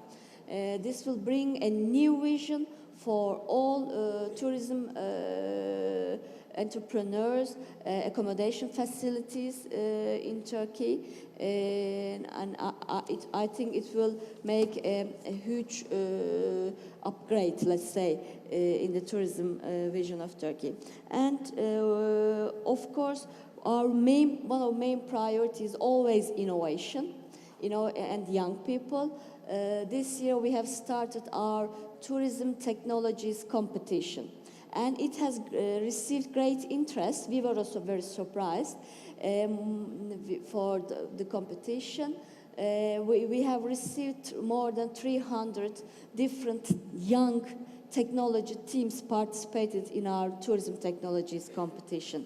And we were trying to force them to create something new for innovative cultural promotion, for example, safe and smart hotels, digital games on culture and tourism, and we were also pushing them, forcing them to create some innovative ideas for audio guides.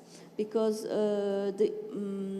we should remember, and understanding and managing innovation and technological change is important for tourism industry, both in urban and rural, wherever, so that we can only then build more accessible, more inclusive, more creative, and better tourism acts. Thank you very much. Thank you very much, Minister. I think that's a fantastic way to close, considering that our next panel is going to talk about innovation and entrepreneurship, and that's the best link. I want to thank the magnificent panel, Colombia, Jamaica, Malaysia, our host Spain, Paraguay, Slovenia, Tanzania, and Turkey. Thank you very much for sharing. This is the core of our organization, and I leave you now again with my colleague Natalia. Thank you.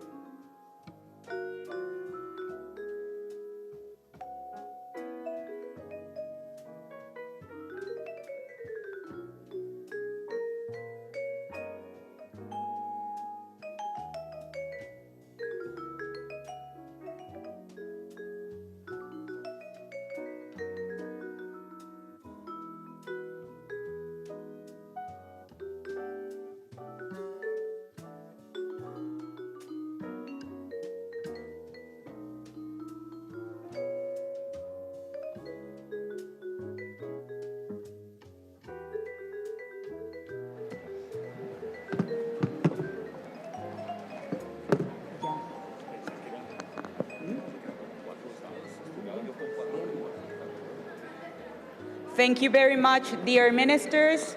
Thank you very much, Sandra. And of course, as all of you know, part of creating public policies cannot be, of course, related without the private sector.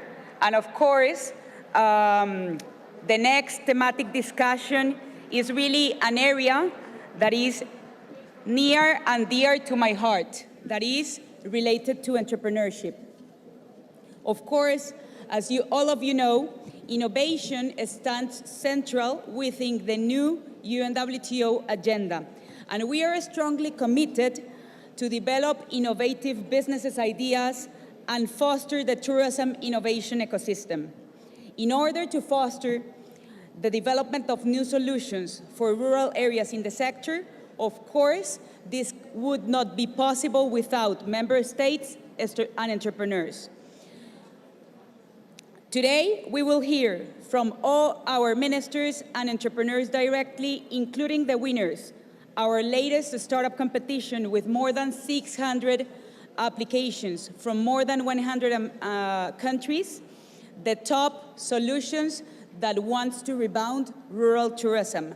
I would like especially thank to our partners that made this possible, Wakalua, National Geographic, Telefonica, Google, Cabify, Amazon, Impact Hub, Unido, among others. So of course, first, I am really pleased to introduce this session by the video with the winning startups of the first UNWTO Global Rural Tourism Startup Competition. So if you can help me with the video, please.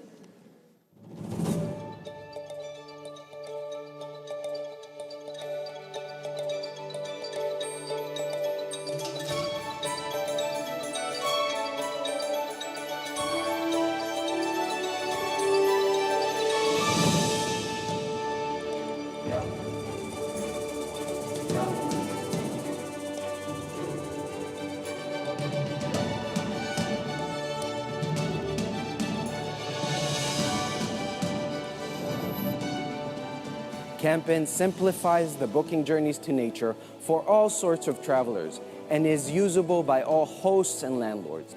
A great potential for landlords to have access to new customers and earn more. We keep it simple. Campsites and landlords join for free and manage their availability.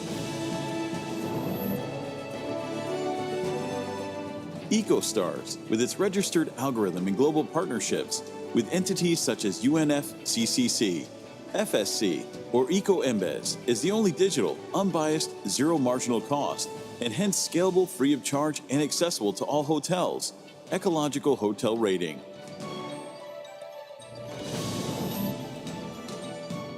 VAV is a platform that allows tourists to actually discover the real culture of the city they're visiting.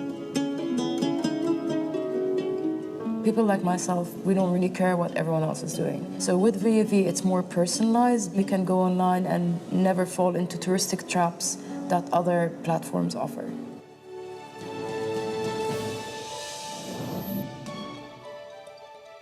Thanks to Aloha, the producers have been able to create their own circular distribution network by reselling each other. In 2021, more than 9,000 rural businesses have made 150 million euros in reservations and have increased their direct reservation share from 31% to 60% on average. Rotamundos is the first startup that is helping all of these families to have a better income and have a better way of life, providing absolutely complete technology with 5 points: technology and digitalization, alliances, hotel expertise, marketing, and training.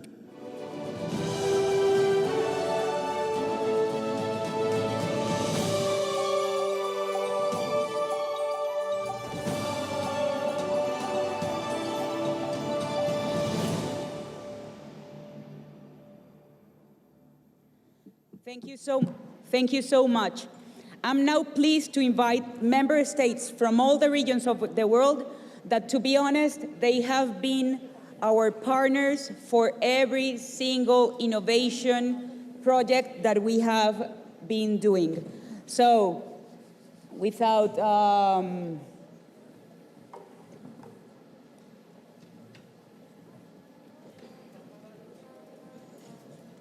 any other comment, I would like to introduce to all the ministers, and of course, to encourage them to sit in their designated seats. So first of all, please, let's give a warm applause to Mr. José Luis Uriarte Campos, Vice Minister of Tourism of Chile.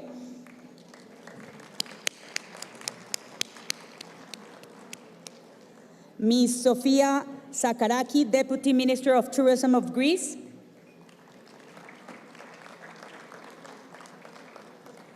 Mr. Kaniko, Vice Commissioner of the Ministry of Land, Infrastructure, Transport and Tourism from Japan. His Excellency Nayed Hmedi Al-Fayez, Minister of Tourism and Antiques from Jordan.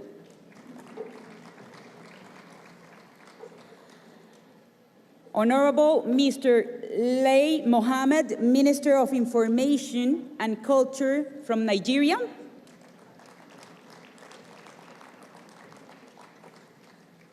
Her Excellency Ms. Rita Marquez, State Secretary of Tourism from Portugal.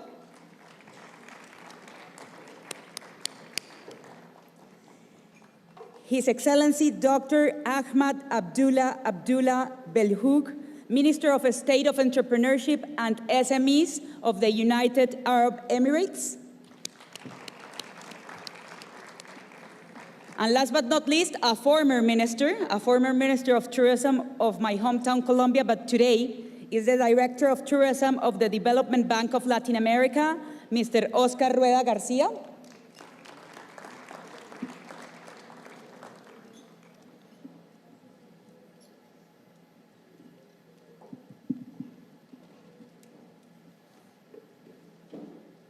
And now, I'm pleased to invite our winning startups to take the stage, and I will name them by winning category and hand them their trophy in my right.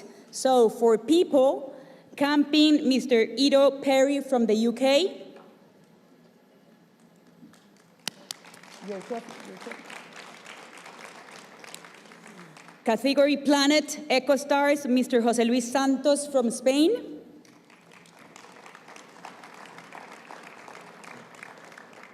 Prosperity Viavi, Ms. Rola Fayed from Jordan.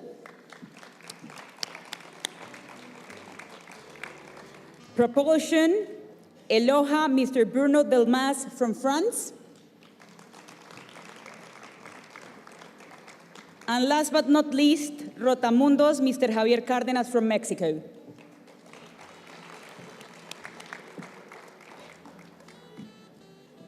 So, ministers, I don't know if you remembered, but when I came here for the first General Assembly, I saw something similar like this, but was focused on the first global startup competition. And of course, as our Secretary General loves to innovate, it was the first time in a General Assembly where startups came into the stage with ministers.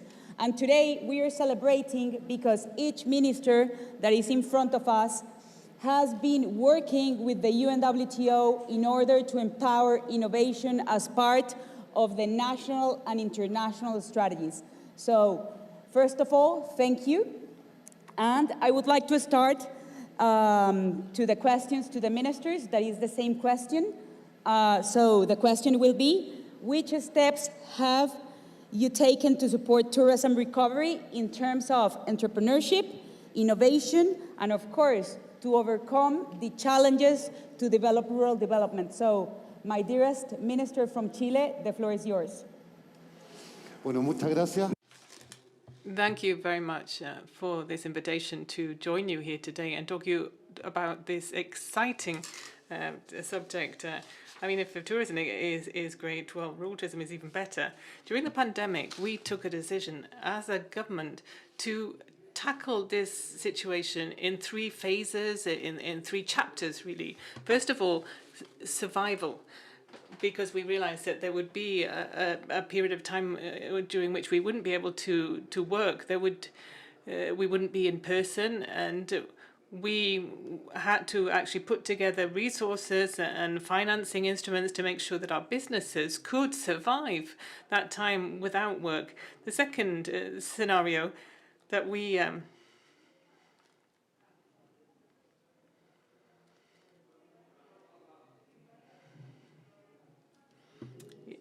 Yes, as I was saying, the second scenario that we addressed was the fine tuning, the tuning up, like as if it was a car. And we knew that we had a time to which wouldn't be able to work, but then we would come out of that, and the challenge was to face tourism that would be different. So we needed to actually draw on the entrepreneurial spirit of those companies. They were going through a terrible time in Chile, but nevertheless, they used that time to get themselves in shape, to tune up, to learn the new codes that post-pandemic tourism would demand from us, right from basic things like digitalization, health protocols, to professionalization. Because, for instance, when often people had certain trades that they had, and they had experience, and coming out of the pandemic, it wasn't just about the experience they had. They had to have a certificate. They had to have proof that they were in shape and they were ready to start working again. The third scenario is the one that we're in right now, and that is restart. So, as I said, first of all, a period of survival, and then the second period, which was of getting ready, getting in shape, and then the restart, the reactivation period that we're in now. It's important to understand that those oxygen bottles that we prepared, those life jackets that we prepared have actually had to last a lot longer than we expected and would have liked. So we had to react to that and see how we could actually redefine these three scenarios that we thought about. And lastly, something that we think is so important for rural tourism, particularly when we had things on hold, that period of standstills. In Chile, rural tourism was always something that was almost like a secondary activity. People people working farming who already had that livelihood. They were earning money from what they were doing, and then they had this secondary activity, making money from it. For some reason, some tourist would turn up that rural area, and they'd welcome into the farmhouse, give them accommodation or food. So it was always something that was really that took a back seat. It was a second activity, and that now had become a primary activity.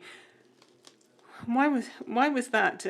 Because if we had to actually impose the same sort of certification criteria as for a restaurant, bathrooms, for instance, then it would be very, very difficult for them to actually meet them. So that's why we had to step in as a state. And then marketing and sales, commercialization, everything to do with the rural community is so important, because it's almost like a showcase that we have to make sure that people can see. And we need to ensure that demand can be taken to the supply to grow. Next year, we are doing a UNWTO global event on innovation and education in Greece. So, Minister, I would like to share all your views regarding the matter. Sure, but before that, let me congratulate you on the work that you have done with your team, and of course the Secretary General and their team, for fostering the idea of innovation and encompassing that, with education, because these two can bring in the necessary freshness, let's say, and the breath of fresh air that we need also in tourism. And of course, thank you also for working together on this education thing and the innovation in education.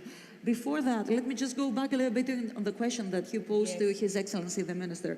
Now, if we'd like, let's say, to focus the attention of the governments, and my government in particular in Greece, on what we did in order to overcome this difficult period that we, of course, not have overcome yet, is, of course, to give the vitality of funding to the businesses so they can survive.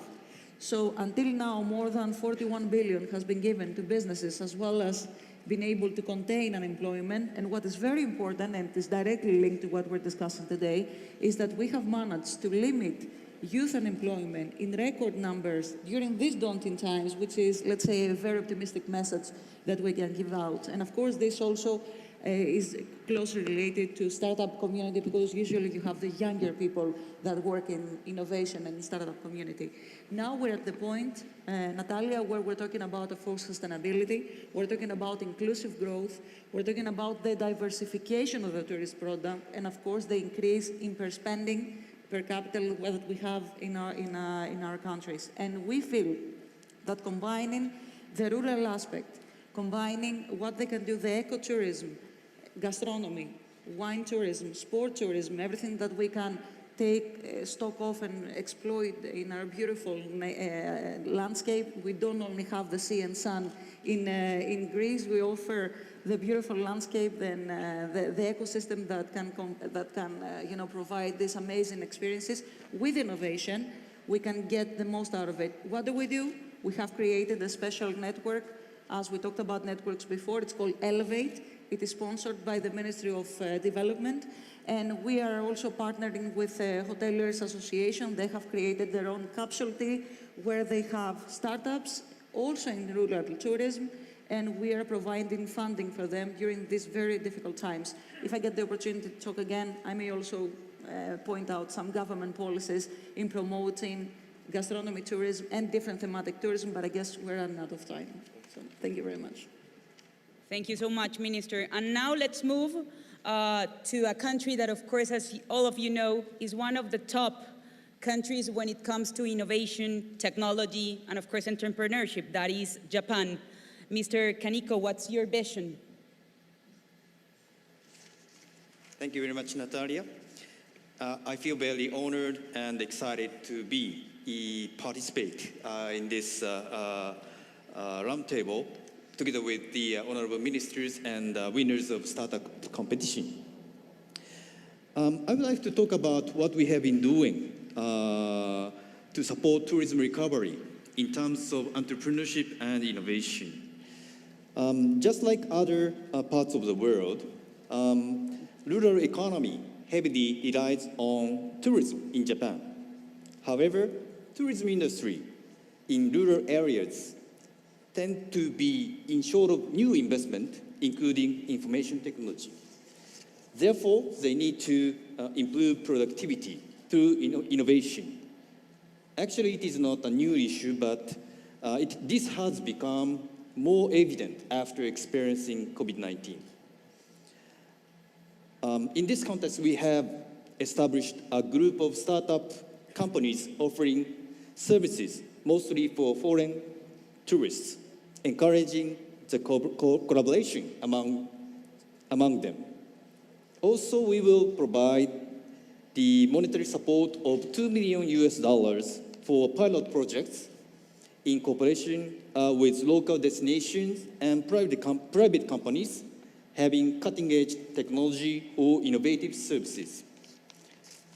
And furthermore, it's not actually a government action, but there are some successful cases where newcomers, such as young entrepreneurs who have working experience in foreign firms or foreigners now moving to Japan, provide very vibrant stimulus into the our tourism sector.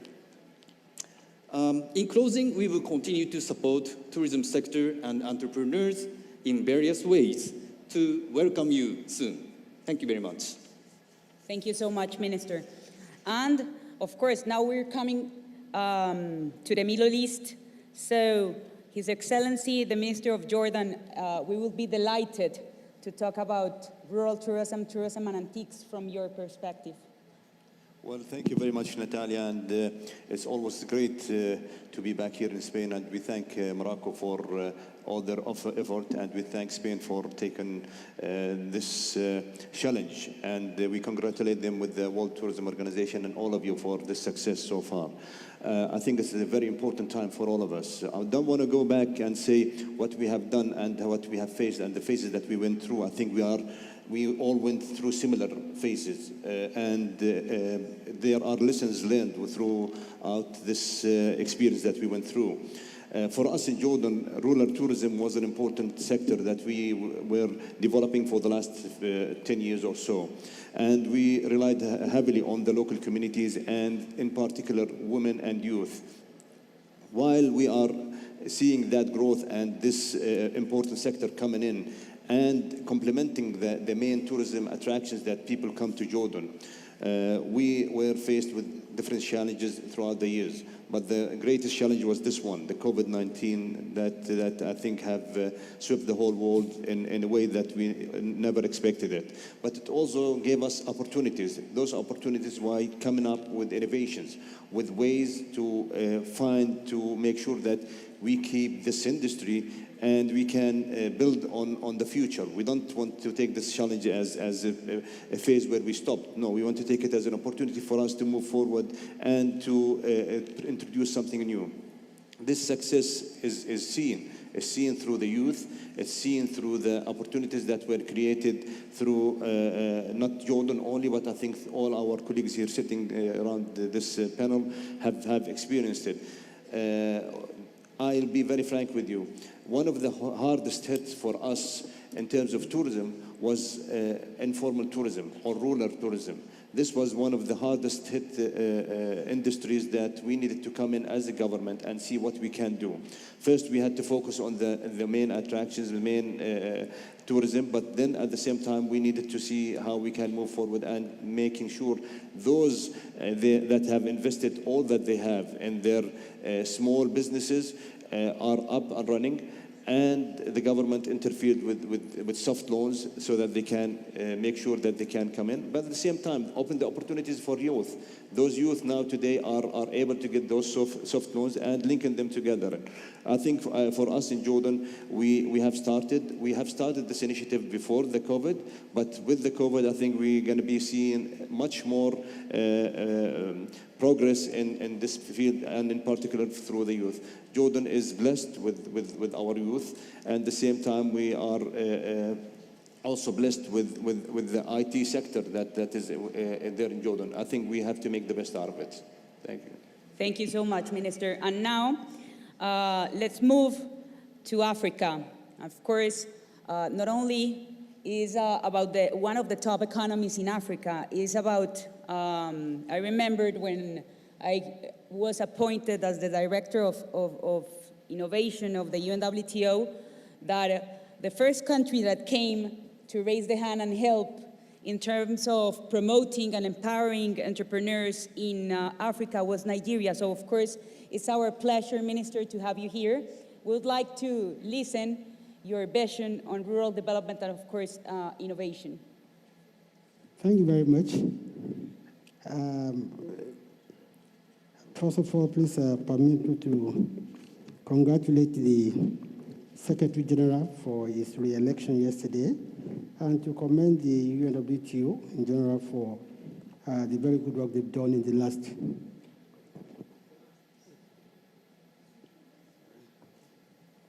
Please pardon me.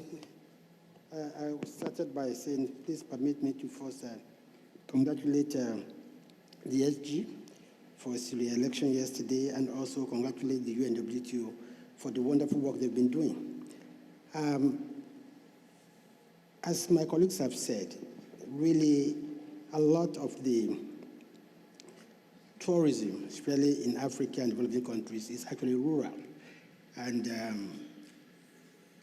entrepreneurship in rural tourism is quite, for us, it's very important, because it is the solution really to rural poverty.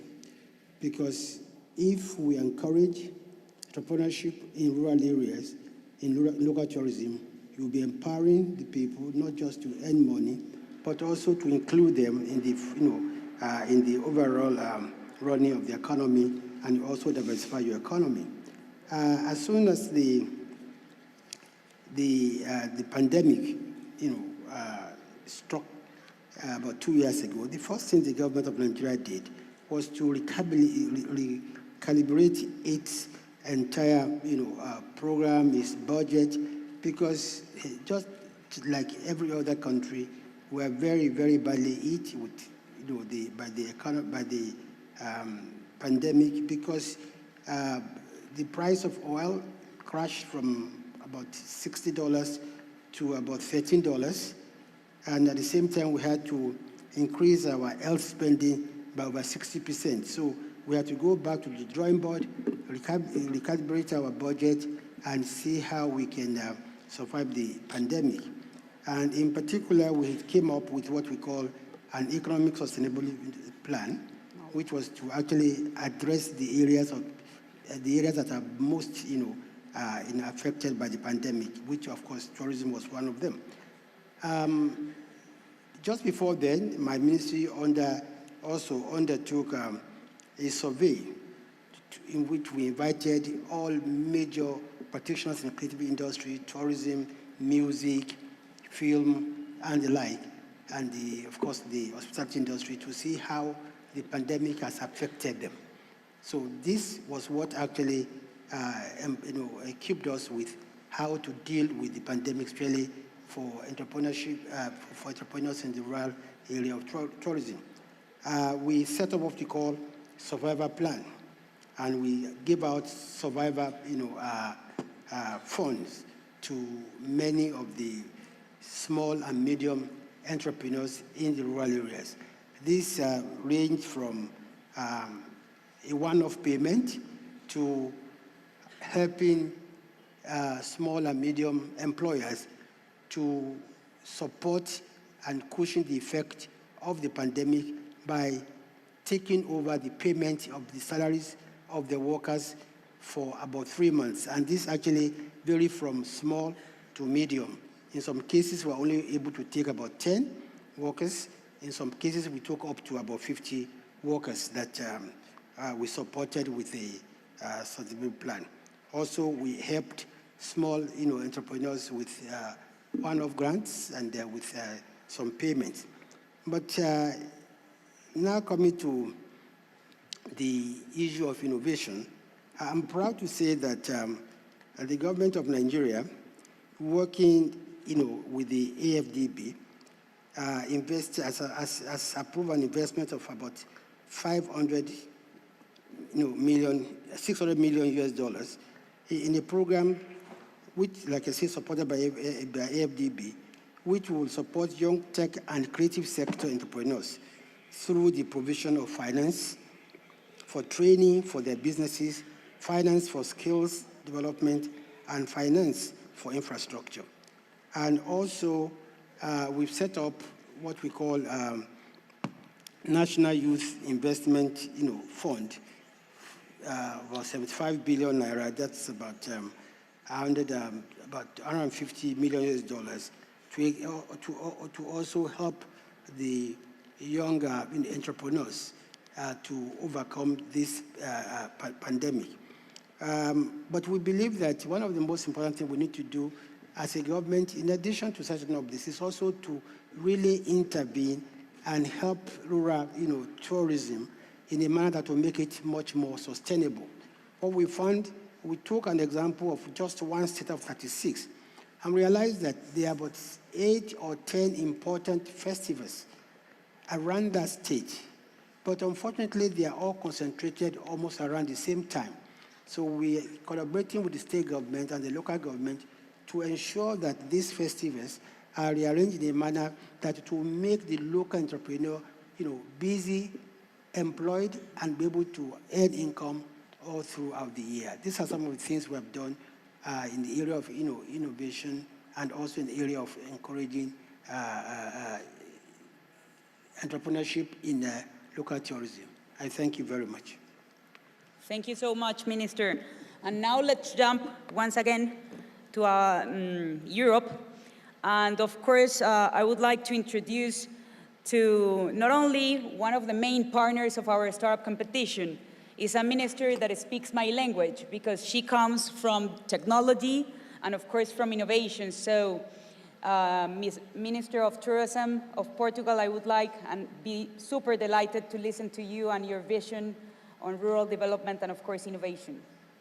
Thank Thank you so much, Natalia.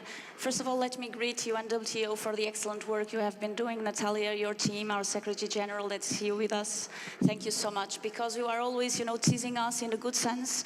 And Portugal has been trying, to keep up the challenges that you have been exploring. So we've been very active partners, as you said.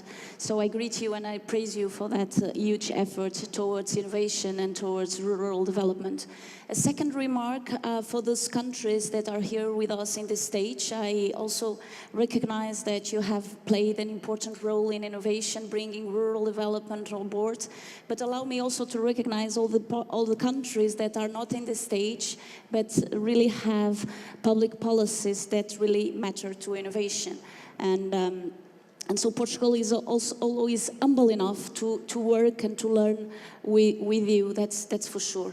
And the third remark, before moving to the question, Natalia, a third remark, congratulating and praising the ones that are also here in the stage, our entrepreneurs, because if there were no entrepreneurs, if there were no creative ideas, startups, we would not be here. So thank you for being bold, for being brave, for being courage, because I know that's, it's tough to be an entrepreneur.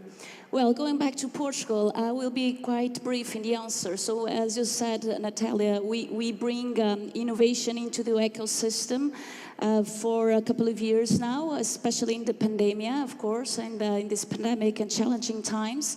So we have been fostering innovation. How do we do it? So basically, we include in all our teaching courses, our schools, hospitality schools, specific models on creativity, on innovation, trying to bring up good ideas. We always partner with incumbent companies, the big ones that relate with the sector, with Google, with Microsoft, with hospitality companies, in order to promote not only a bottom-up approach, meaning that the startups can give us the answers, but also the top-down approach, where the incumbent companies identify what they do need in order to overcome the challenges. And we have been providing a huge support on our Fostering Innovation program. That's the FATE program, Fostering Innovation Tourism. And basically, we have been providing all the conditions to welcome startups, entrepreneurs in ideation, acceleration programs. And last year, I guess that we screened more than 1,000 startups, not only from Portugal, but across the world. And we are very proud for that.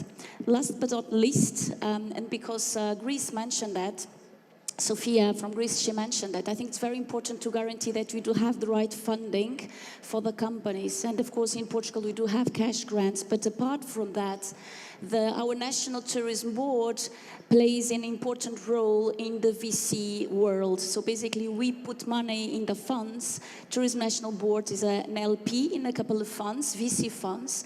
So we have been doing that for a couple of years now. And this is important because that way we guarantee that the VC funds, venture capital companies, have the mission to support the startups that we identify as important to the sector. And we've been doing that for a couple of winners of the UNWTO Global Challenges, so global competitions. So yesterday we saw a couple of entrepreneurs that made some statements in our General Assembly, and they have been invested by Portugal Ventures. That's our VC company in the country that really, tries to embrace innovation and tourism, complying with the public policies as far as this matter is concerned. So thank you again for the great opportunity to be here with you, and I hope we can continue to be able to work together. Of course, Minister.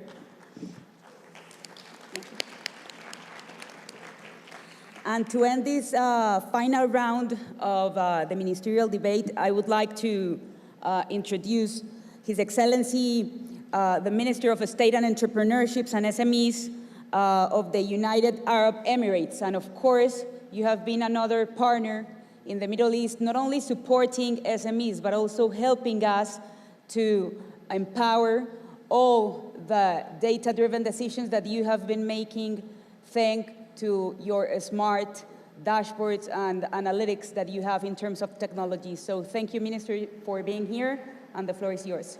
Yes, thank you, Natalia. So first, allow me to start by thanking the UNWTO for holding this General Assembly and for organizing this event at a very critical time.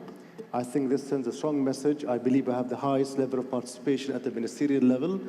COVID is here to stay. We need to be very careful, but we have to continue with life as we define it as a new norm. I'd also like to congratulate the Secretary General on his re-election. We look forward to working with you and invite you to come to Expo in Dubai to visit us. You'll find all these countries here with their own pavilions in one small place, open for business.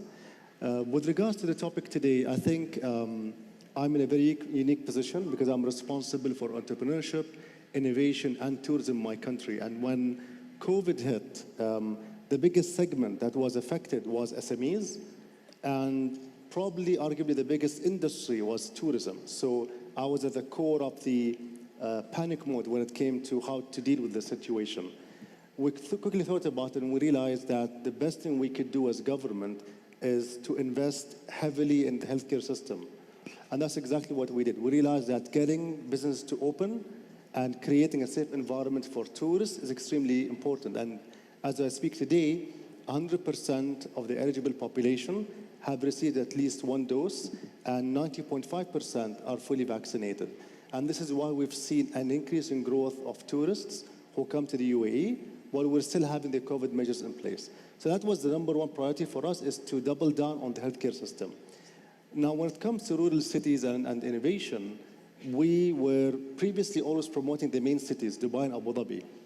But then when the lockdown happened and different countries stopped the travel, we had to focus on domestic tourism. And we launched a campaign last winter where we showcased the jewels of the UAE, the hidden gems. And that really started focusing on rural tourism. We have many cities there that now have a lot of domestic activity. Today is our 50th anniversary, 2nd of December, our 50th anniversary of the UAE.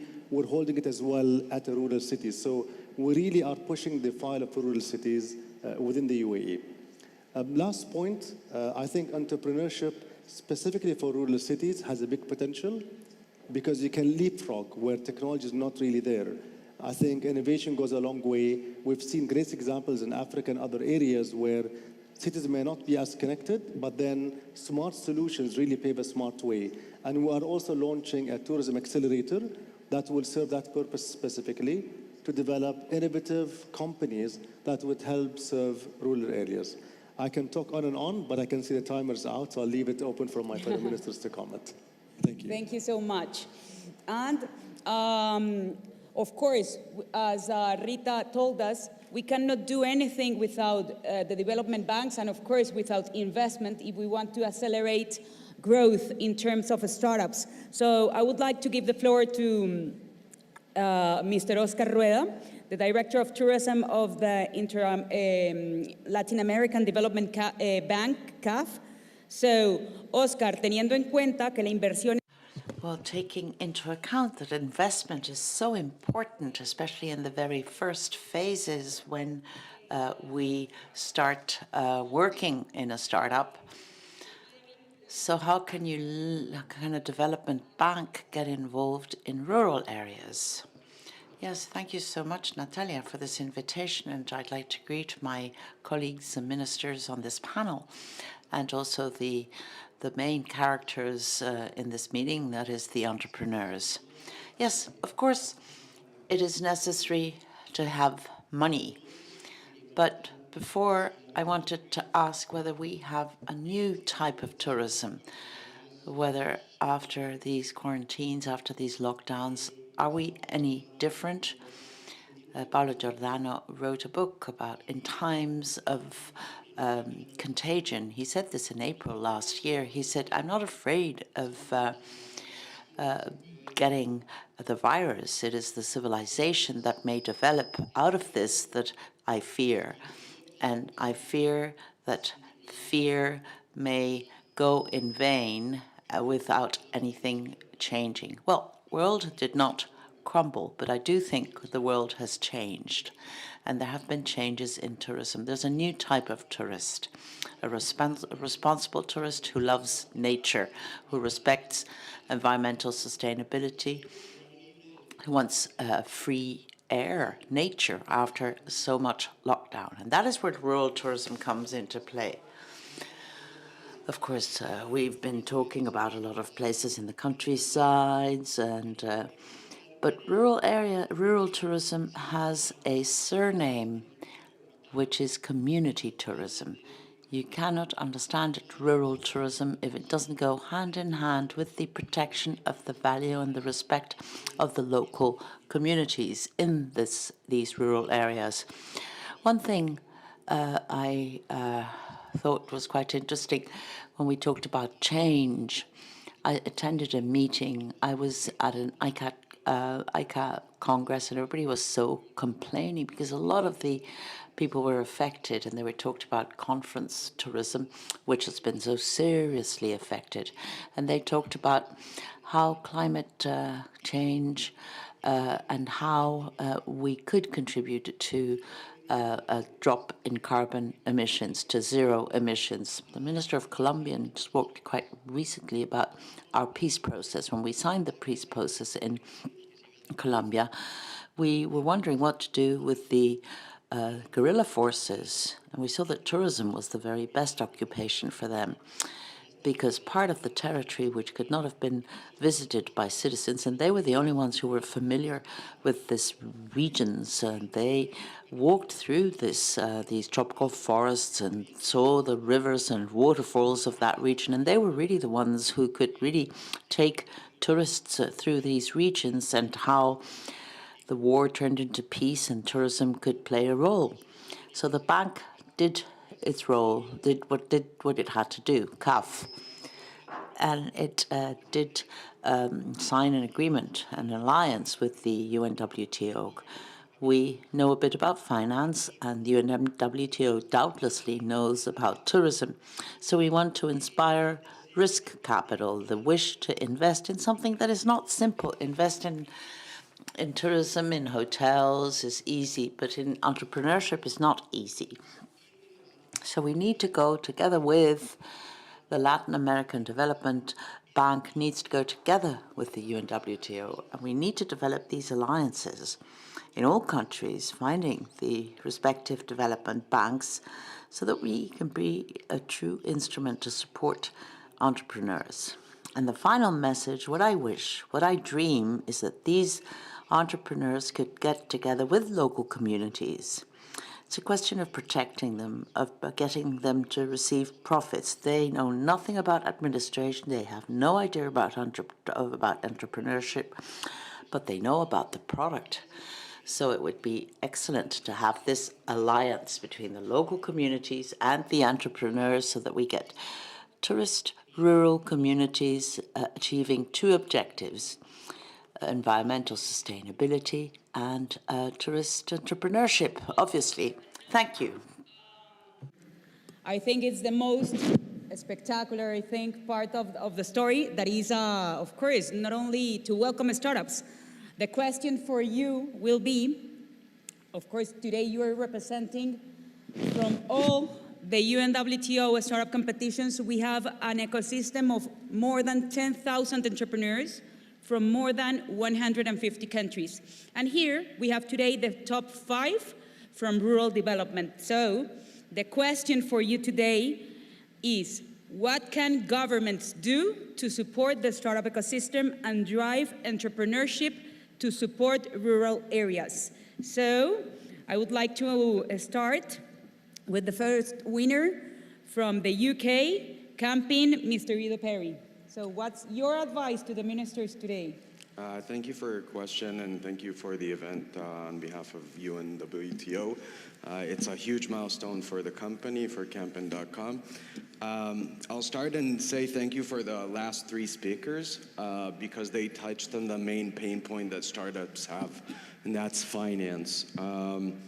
How we see it is that startups are the infrastructure for rural tourism. We're the bridge between the communities you've just mentioned and online marketing, which everybody is using now.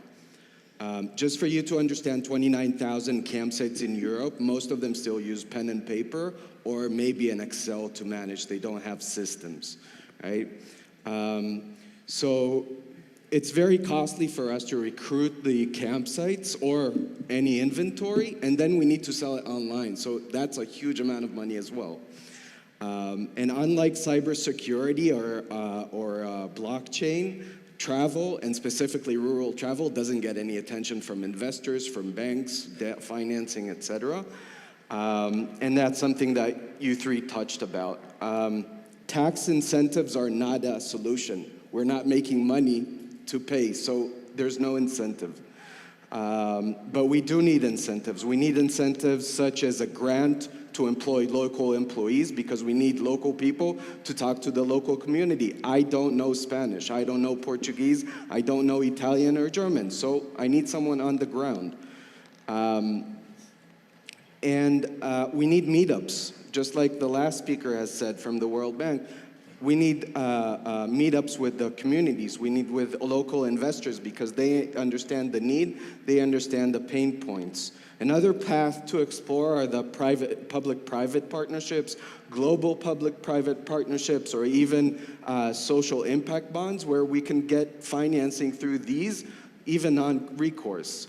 And by this, we're reducing the urban, over-tourism, decreasing the exodus from urban environment into the cities, and enabling people to discover new regions, new cultures, and nature, which is most important, that we need to cherish now.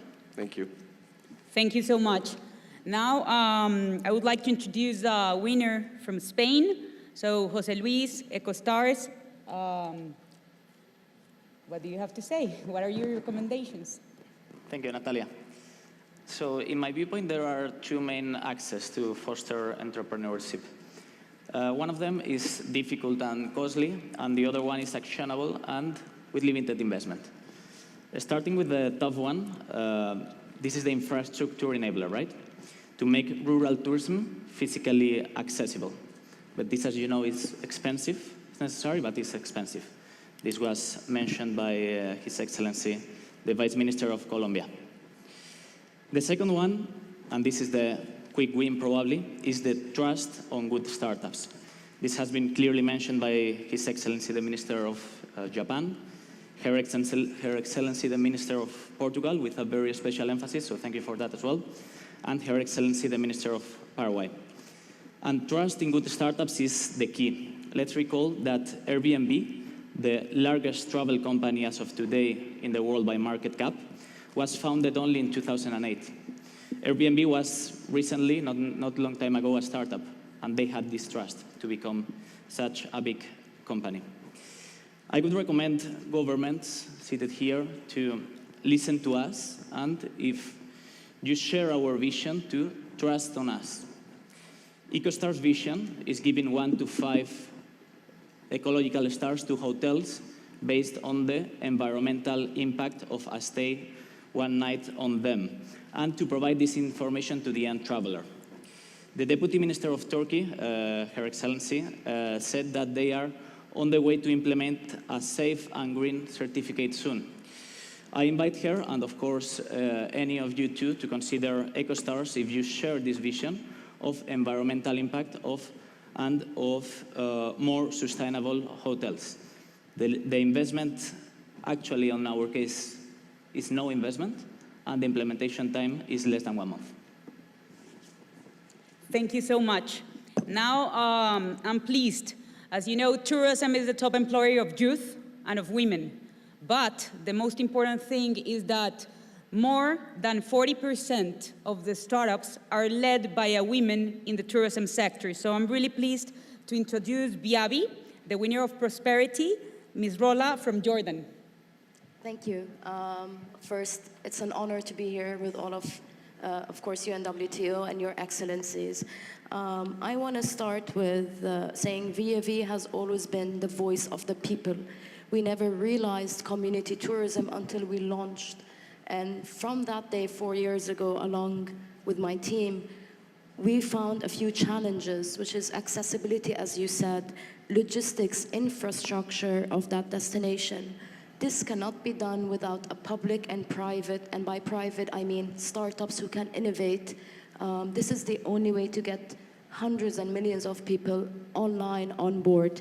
I would like to give a few examples, like the UAE's Golden Residency, which we got at the World Economic Forum. It is so hard to travel as an entrepreneur with all of these legislations, and such small initiatives has helped us go into the Gulf. Of course, in 2015, Supreme Committee for Legacy, as the FIFA Qatar host, launched Challenge 22. They believe that startups, youth, we can empower and support the country. And we were with another 13, the winners. Until today, we're waiting. And this opportunity could have never been done if the government did not realize we need to get the startups on board. In Jordan, of course, with His Excellency, we are known to be the first in community tourism. However, and I'm sure we both know it, the legislations and laws are very difficult. As an example, the home-based business. If a woman wants to cook in her home and be on VAV or Airbnb, how can she do that? And we've been working with the ministry to authorize this. By doing so, we want to create more jobs, increase the GDP to the Middle East. At the end, I wanted to say, governments and startups must work together. I don't want to say thanks to the pandemic, but this has been seen more after the pandemic. And I really hope in the next decade, we actually, from SME, there is a wording for startups and the youth. Thank you. Thank you so much.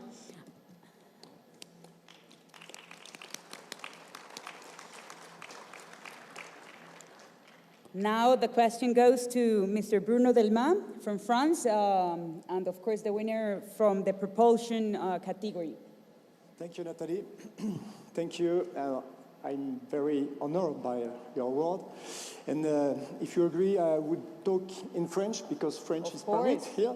And I think we are the first French startup award in WTO. So bonjour à tout le monde. So good morning to everyone. The idea of our startup, Eloa, it really came back to the 1980s. I'm a baby boomer. I was born in the 60s, and I was in a small village where the smallholders, the farmers were harvesting their products and sending them off and taking them off to the market. And that was quite a profitable activity then at the time. But then, of course, the big supermarkets came in the 1990s. They took over the markets. And what happened in the end was that these supermarkets didn't actually buy up from the small producer. So the rural tourism world is now the same world as 30 years ago. We're talking about small family independent businesses that have to face up to a situation where there's concentrated, non-diversified, big distribution outlets. Of course, the government isn't going to actually to challenge them. It's not going to get into a war with them. They're doing their part, their job. But I think it's important for them not to go too further. So another recommendation for you is to work on innovation that works today. And what does work today?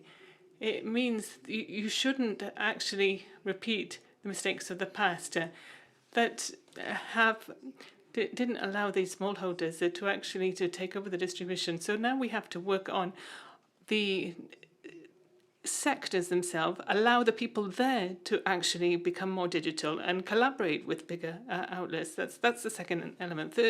Thirdly, remember, tourism is often decentralized. We have to make sure that startups can be successful by building up a critical mass. What we expect from governance is for you to help us with that critical mass, to work on that critical mass. So governments and startups can work together, and then you have the tourism producers there, and this has been shown with Eloa that this can work together. We have worked with operators also in the rest of Europe and Belgium. We can bring together, because all of us can actually work together. We don't pay commission fees, and make sure the money ends up staying with the tourism operators. They're the ones that are investing and they're creating jobs, and they can also be the ones who can protect the environment. Thank you. Merci, Bruno. And last but not least, the last 2 minutes to finish as the startups in time. So, Bruno, Javier Cárdenas, Rotamundos, Mexico. Last 2 minutes. Not pressure here. Gracias. Thank you very much. It's a great honor for me to be here. Ministers of the world, what's happening out there is the cultures of the world are being lost. We, as the heirs of 1,000-year-old cultures in the Americas, we're finding that our children and grandchildren don't want to actually follow those traditions, gastronomy, the working with nature. Why? Because there are no opportunities for them. So what we're doing in Rotamundos is to salvage them, to bring them back in, to give them the skills and move forward and get the training there. This is a worry because often these are the very last generations in Latin America of our 1,000-year-old cultures in the rest of the world. This is of great concern. They will be lost, and rural tourism is the key for that not being lost. I would really, really hope that this long journey we've been on through the pandemic, this frenetic period that we've lived through, can take us to that new generation of aware travelers.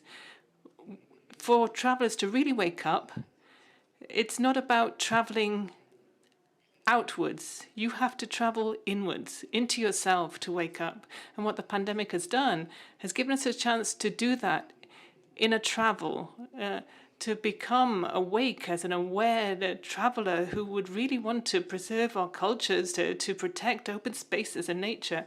That is the place where the new generation of travelers will be born. And then tourism, rural tourism, which is the subject we're here to talk about today. As we heard from the Secretary General this morning, Zurab, today is a historic day, but I would also hope that this day would mark a watershed, a turning point in rural tourism. And new travelers don't want 5 stars. And new travelers and rural tourism allow us to have thousands of stars. We can see the stars in the sky. Go and look at them. Thank you.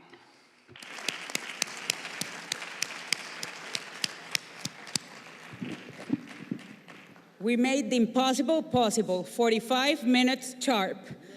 So now I would like to, before finalizing the panel, of course, to invite the main supporter of innovation, entrepreneurship, investments, our Secretary General. So please welcome him on stage for the group photo and with the winners. And let's give him a warm applause.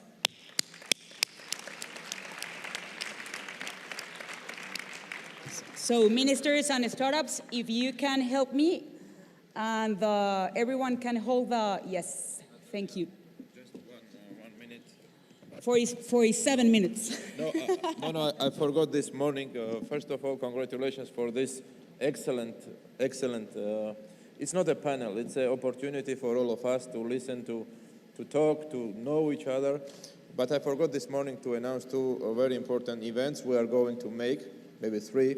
The first is that first time ever we will organize worldwide the first rural forum for rural tourism in Mexico next year in September.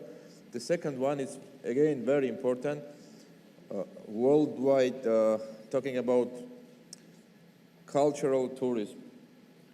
And culture is everything. Culture is, we can talk about gastronomy, we can talk about big events, and it will happen in Nigeria. I'm very happy that our big supporter and brother, I can say it, he is leading this process, and we will make it happen in Lagos next June. All of you, of course, will be more than welcome. And we just were talking with His Excellency Minister from United Arab Emirates to organize and to use the Expo opportunity, because all of us, we have to be in Expo, I think so. Talking about technology, innovation, and much more. We are talking about country who is the leader. Only I will mention one name, which is Fly Emirates, saying everything, and Dubai, what this fantastic showcase for all the world. So let's make this practice. Of course, General Assembly is our main event, but these kind of thematic meetings, I think, will help to these people. And you see youth, you see entrepreneurs. We listen our entrepreneurs in rural tourism development, and that's why this is an opportunity. Again, it's impossible to see 12, 20, or even 50. We have 50 ministers, by the way, in the same hall in this atmosphere, and this is the opportunity, and this is the opportunity we have to all use. So thank you again. I'm very happy, very pleased, and very thankful that you made possible to make it happen. Thank you, Natalia, again, for your excellent project.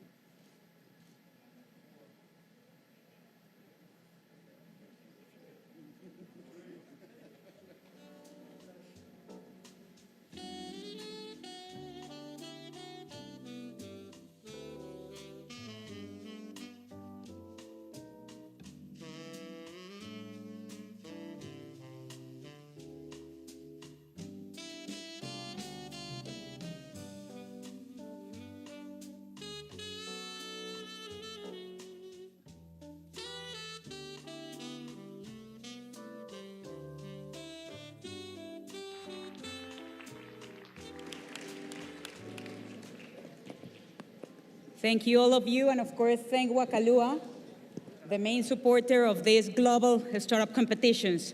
So now, I'm going to share you more information on something I'm very excited about. One of the most exciting initiatives for small and medium enterprises for the next year.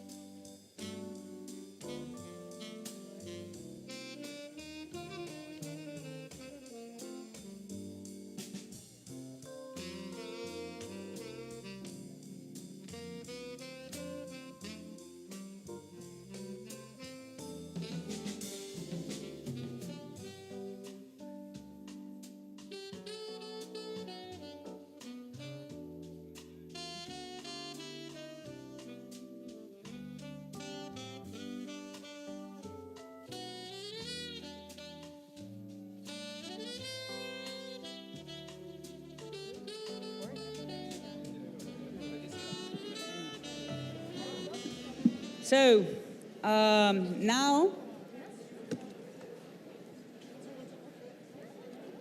I will start the session, so if you can help me.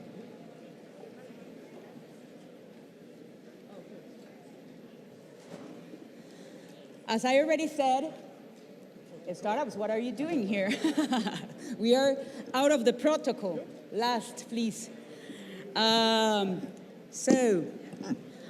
As I told you before, I'm really excited today because, of course, I'm really glad on behalf of the UNWTO to present a very ambitious program that is called the UNWTO Digital Futures Program for SMEs. So, if we look back a year and a half ago, we have realized how we have been living in time of constant emergency. A time when we must act immediately, and not doing so is not an option. Where the only role, of course, of the public decision makers is not only to prevent the dissolution of what is solid, of course, to empower this rebound of tourism. And of course, we together have one utopia, that is to avoid creating a new catastrophe. So today, as Secretary General said, we are not only facing a health emergency, it's also a social and economic emergency.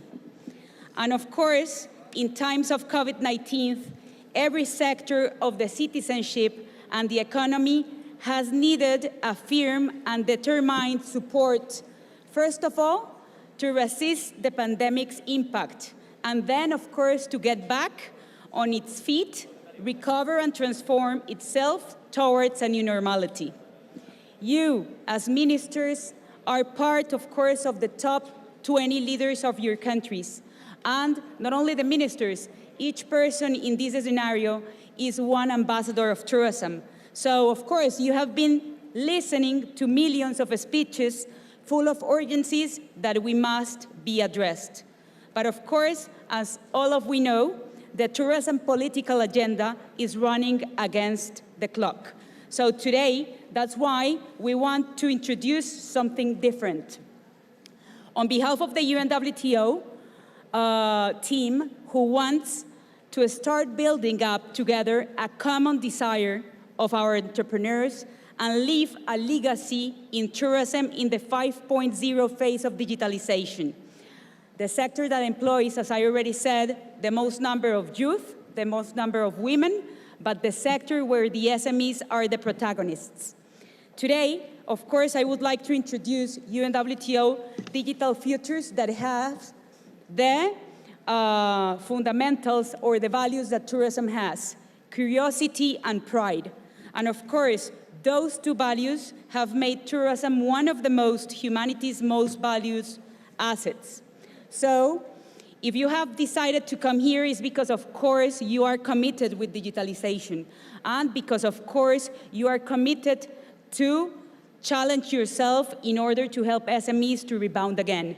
So here I have always two questions. How do we do it, and when do we do it? And of course, my dears, I have clearly the answer. The time is now. Today, of course, the idea of this program, and as all of you know, when I am talking about SMEs, I'm talking about tourism facilities, I'm talking about establishments that, of course, all of them, those millions of SMEs, are extended embassies of our countries. And of course, they are not only talking about transactions, they are not only talking about economics. When you go into a shop, when you go to a place, a small business, when you go to a small restaurant, of course, you get the impression of a country. So I am absolutely convinced that the ministers of tourism and the ministries of tourism are not only ministries of tourism and bringing economy, jobs, and of course, development to the countries. That ministers and that ministries are ministries of foreign affairs as well, because as we are leaders in tourism, of course, we are bringing and we are the owners of the reputation of our countries. So, of course, today I'm really glad, and I have to tell you a story. I am the Director of Innovation, Education, and Investments, but last year, one of my dreams came true. I became an Eisenhower Fellow. And my fellowship was about creating the UNWTO Digital Futures. So, of course, this will be one of the pioneer UN program and the most ambitious program that we have created in the history of the UNWTO to help, because as you know, 85% of the tourism sector is created thanks to SMEs. And of course, thanks to SMEs, $1.7 trillion come into the economy. So what we decided is to create a platform to build partnerships with top tech companies, as Airbnb, MasterCard, Amadeus, Cisco, Telefonica, and Facebook. This is, as the Secretary General always say, this is the Champions League when it comes to helping SMEs to grow. So this program, first of all, has 4 phases. First phase that is already created, and is the phase that we are launching today, is inside the UNWTO website. We will have a place where all SMEs from all around the world can go there and can get a report on where they are. Of course, they have to fill a form, and after that, they will be given a report about how are them in terms of technology. Second of all, we will start piloting after we tell them, for example, if they have gaps in cloud, or if they have gaps in e-commerce, or if they have gaps in digital payments, etc. We will have courses inside the UNWTO website that has been partnered with these tech companies. After the SME take the course, they will be certified by the UNWTO and by the top tech partner. And of course, after that, we will work with our member states to create not only reports regarding SMEs, but also to create capacity building programs with the tech companies, the UNWTO, and the member states. And last but not least is the stage about getting the education into practice. So we will bring, after the SMEs are trained, we will give them the facilities to use new technologies and, of course, to help to solve a gap. Our objective is really ambitious and is to train at least 1 million SMEs and, of course, to work together on this recovery. As you know, when we talk about leadership, it's not only about one person, it's about a group. And of course, it's about commitment. Leadership, of course, requires, to me, 3 areas. Leadership to detect the problem that we already detected. Leadership to find concrete innovation solutions as we are creating today. And leadership to connect all the relevant actors of these solutions. So we have everything in our hands. And today, of course, without no more dues, I would like to thank all of you. And of course, when we think inside the UNWTO of governing digitalization, we do not just imagine a world without a vast digital gaps. We want a world with more informed, aware, participatory, and egalitarian societies. So, as part of this hope, let's stand up, and of course, let's look beyond. Let's us move towards richer travel and exchanges with far greater material and immaterial worth. Let us together make the curiosity that drives tourism one of the most extraordinary sources of the world's progress and, of course, the most human economic sector. Secretary General, once again, thank you for your support, because thanks to you, I am an Eisenhower Fellow, and thanks to you, this is the video that resumes what we are launching today. Thank you so much to all of you.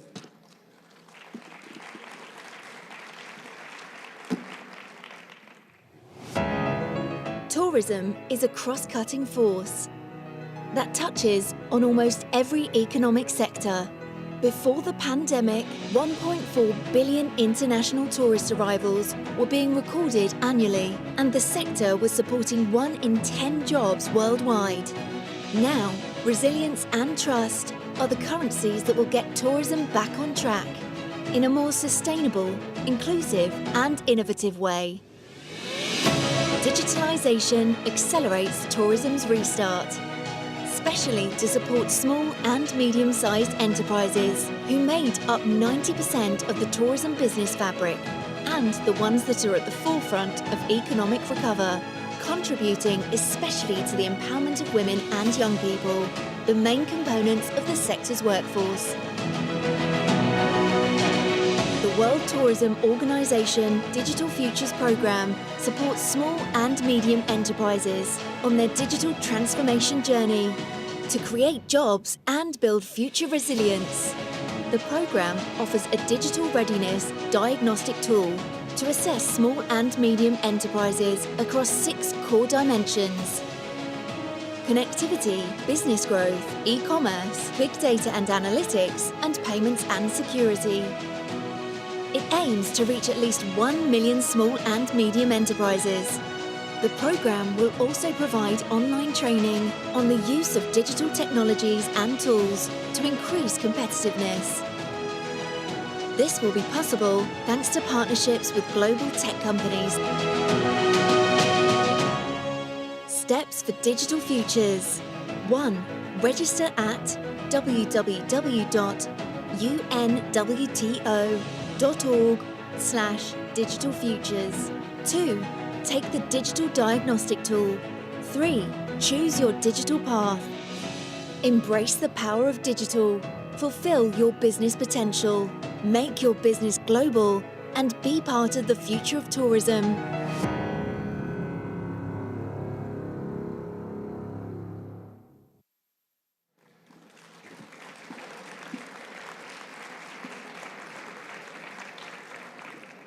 Thank you so much. And now, we will now move to the third block of the debate, the real future of tourism, our youth.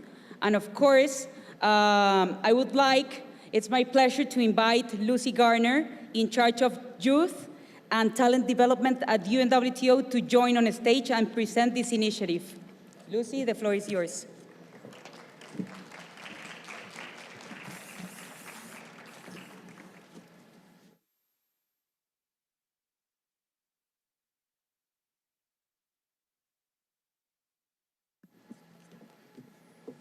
Thank you, Natalia. Thank you very much. It's my pleasure to be here today to bring the youth section to this session, and more than anything, to conclude a fantastic 2021 Global UNWTO Students' League. If we can have a video, please.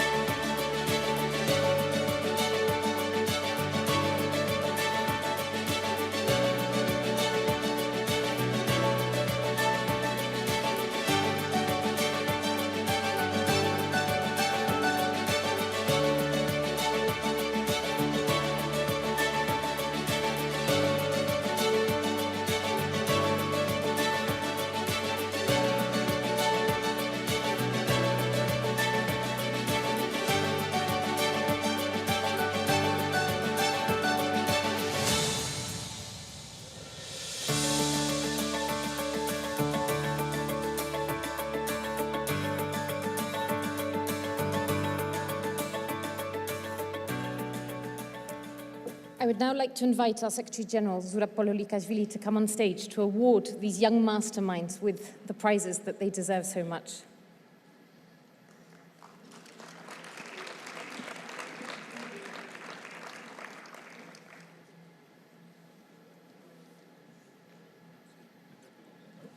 Al medio. Te traen los premios.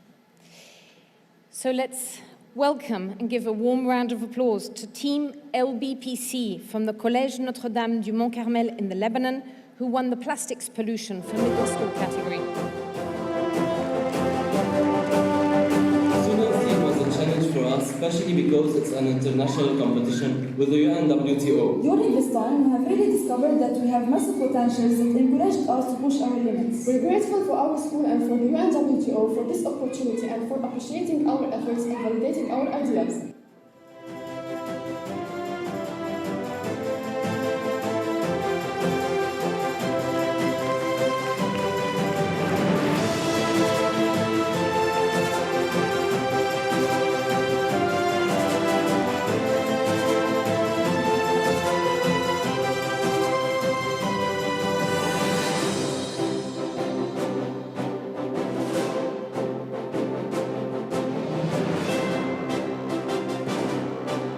Thank you.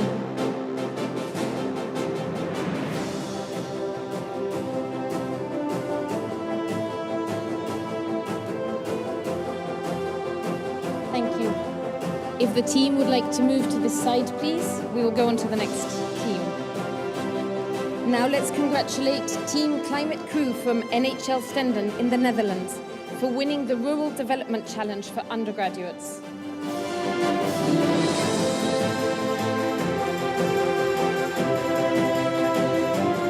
Because of this competition, we were able to increase the awareness of the existence of Veghuyzen worldwide.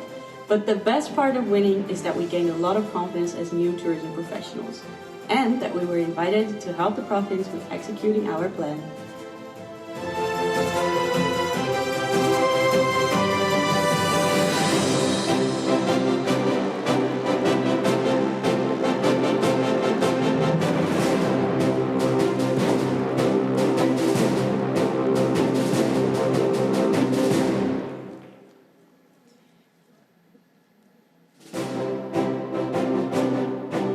Thank you. Thank you very much. Would you like to move this way? We'd now like to invite the third team that's here. I have to say that there are actually 8 winning teams, but unfortunately 5 of them could not travel here today with us. So I would also like to thank the 3 teams that have managed to be here, especially Lebanon. I'd like to say that it's an honor for me for them to be here. It's their first trip out of their country. So thank you, team, for being here.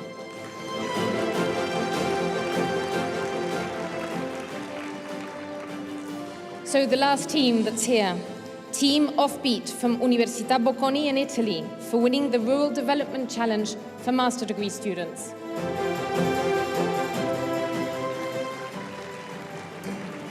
Participating has meant for us learning how to approach a territory, its culture and resources to find the best way to exalt its uniqueness.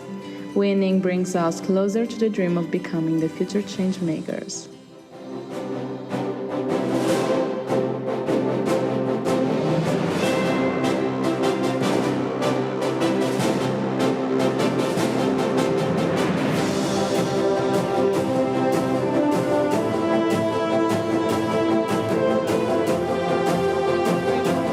Thank you very much. And as I said, we have those other 5 teams, and I wouldn't like to go without mentioning them. So please also give a big round of applause. I'll just wait for the photographs to finish. If you'd like to move this way. Thank you. So a big round of applause for Team Manshan School in China, who won the Rural Development Challenge for middle school. This is 11 to 13-year-olds we're talking about. Team Shui Fat from Oman, who have won in the Plastics Pollution Challenge. Team Ummabad from the Ummabad Al-Quzia Girls' School in Oman.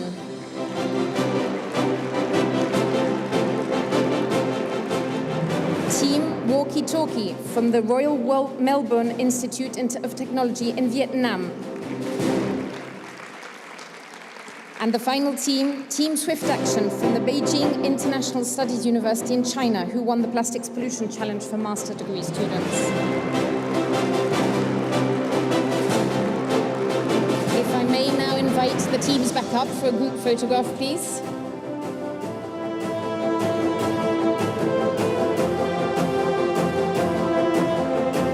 Secretary General, if you would like to get up for a group photograph, thank you.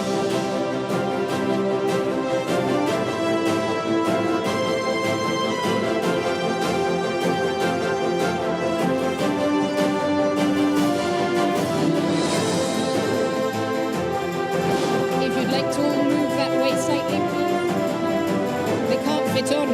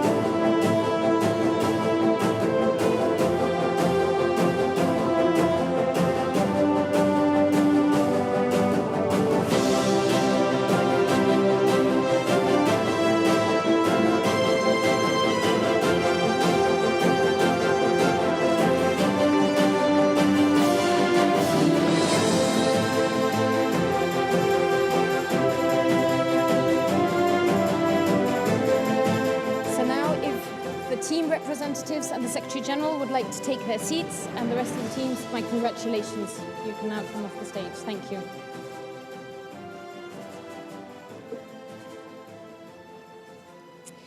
We will now start the Youth Meets Ministers debate. And I would like to invite our esteemed guests. Her Excellency, Professor Dr. Stella Baltova, Minister of Tourism of Bulgaria.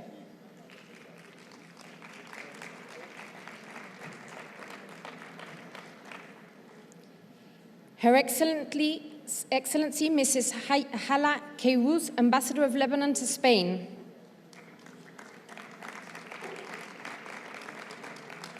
His Excellency Dr. Abdullah Mohsoun, Minister of Tourism of the Republic of Maldives. And His Excellency Salim Mohammed Al Marouki, Minister of Heritage and Tourism in Oman.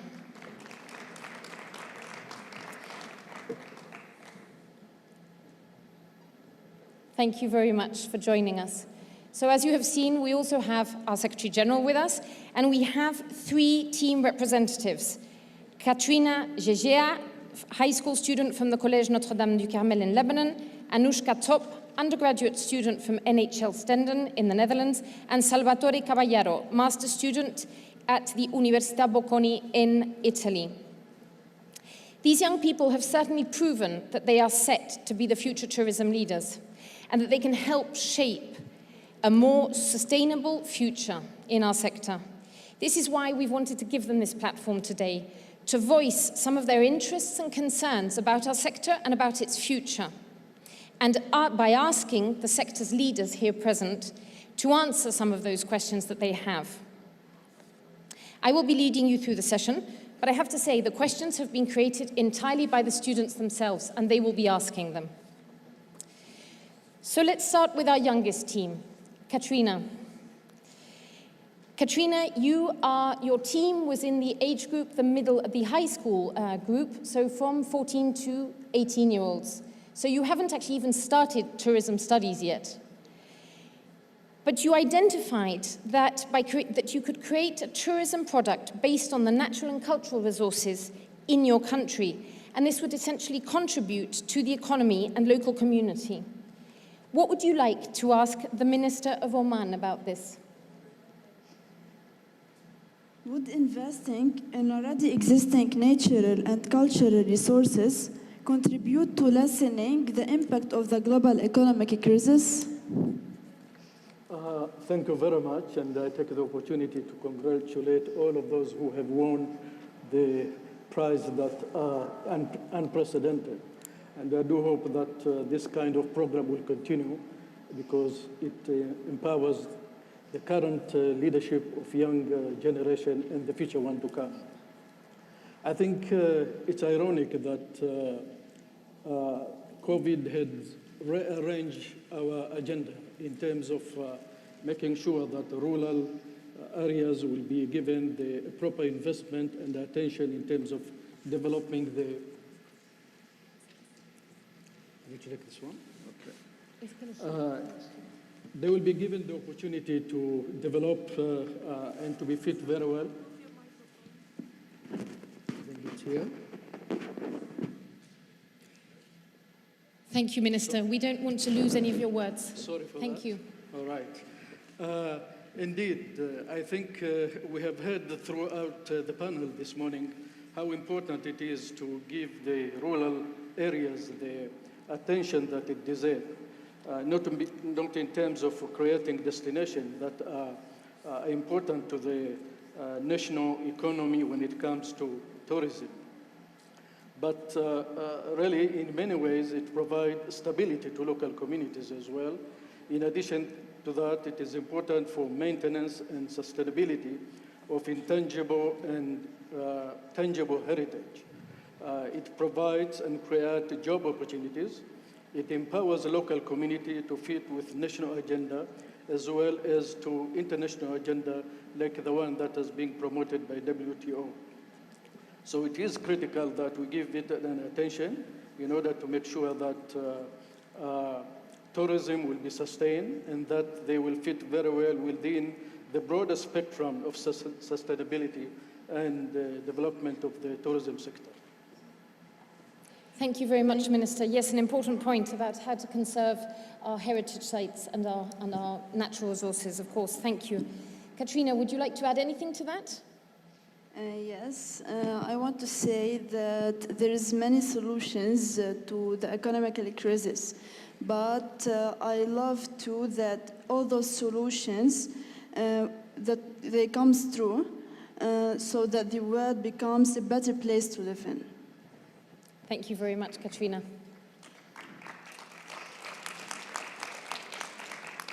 Secretary General, throughout this session, you will be asking the students questions about their future and how they see themselves in our sector. So would you like to ask a question to this team? Yes. First of all, I want to congratulate all winners of the Students' League, but at the same time all participants, which are more than 700.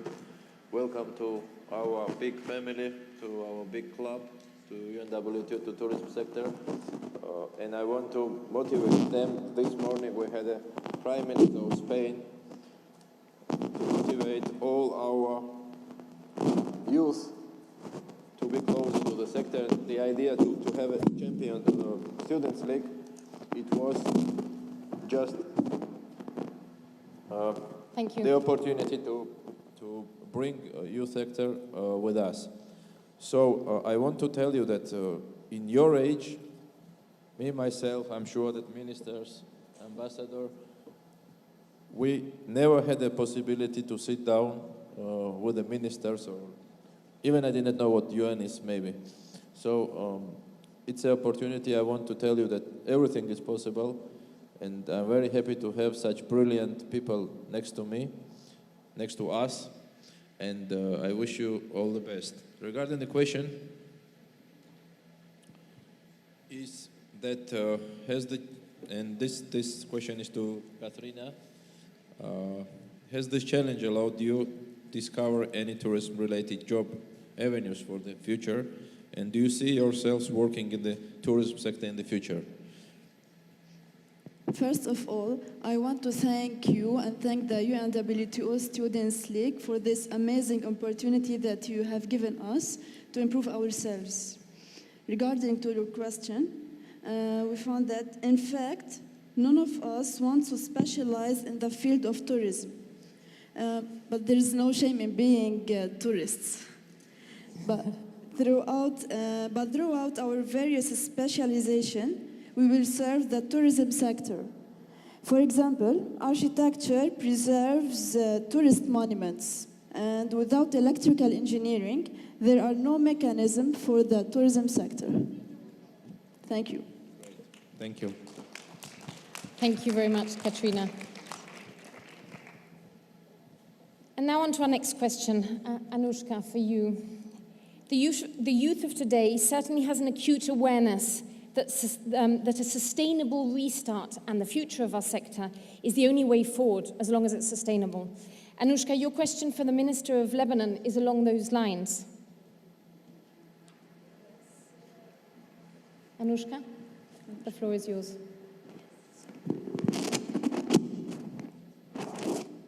No, the microphone's coming up to you. Yes, thank you very much for being here, first of all. My question to you would be, what effect will the increase in sustainability awareness have on the tourism industry in the next 5 to 10 years? A, after COVID-19, people will want to travel more, increasing sustainability awareness doesn't impact it. B, the increase in sustainability awareness will limit tourism. Or C, the awareness of sustainable tourism is crucial for the industry to survive as a whole. Well, first of all, allow me to thank UNWTO for giving me the opportunity to be here today. I'm very glad, very happy to be here today, and to thank them for giving the opportunity for the young people to be participating here. I would like to congratulate also as well all the winners team and the Lebanese team in particular, because I know that they are giving, with their presence here, they are giving a message of hope to Lebanon. So I really want to thank them and congratulate them. Then,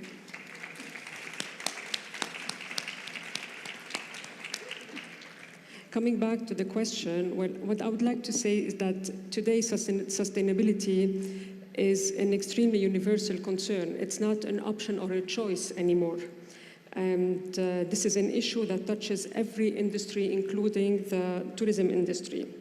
And since becoming sustainable doesn't come overnight, we need to reshape, reinvent, and to rethink tourism with new priorities, new strategies, in order to take sustainability to next step and beyond. And I think that above all, we need to raise awareness regarding the behavior intentions among tourists to preserve the environment. And in this regard, I would like to point out that COVID pandemic has deeply influenced our perception and life patterns, and perception of life and travel patterns, with people surging demand for new experiences around nature, open-air activities, local cultures and products. There is an increased awareness about the importance of sustainability. And one thing is sure is that sustainable tourism practices will preserve our resources on the environmental, social, and economical level, and thus are definitely crucial for the industry to survive as a whole. And in conclusion, I would like to say that today we are putting the basis of the tourism of the tomorrow. And we will see then for sure that it's possible, we will for sure see its positive effect in the next and the upcoming years, the 5 or 10 upcoming years.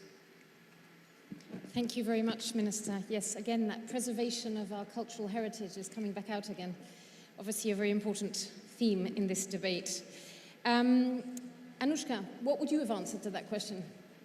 I personally totally agree with you, first of all. I think that awareness of sustainable tourism is definitely crucial for the industry to even survive at all.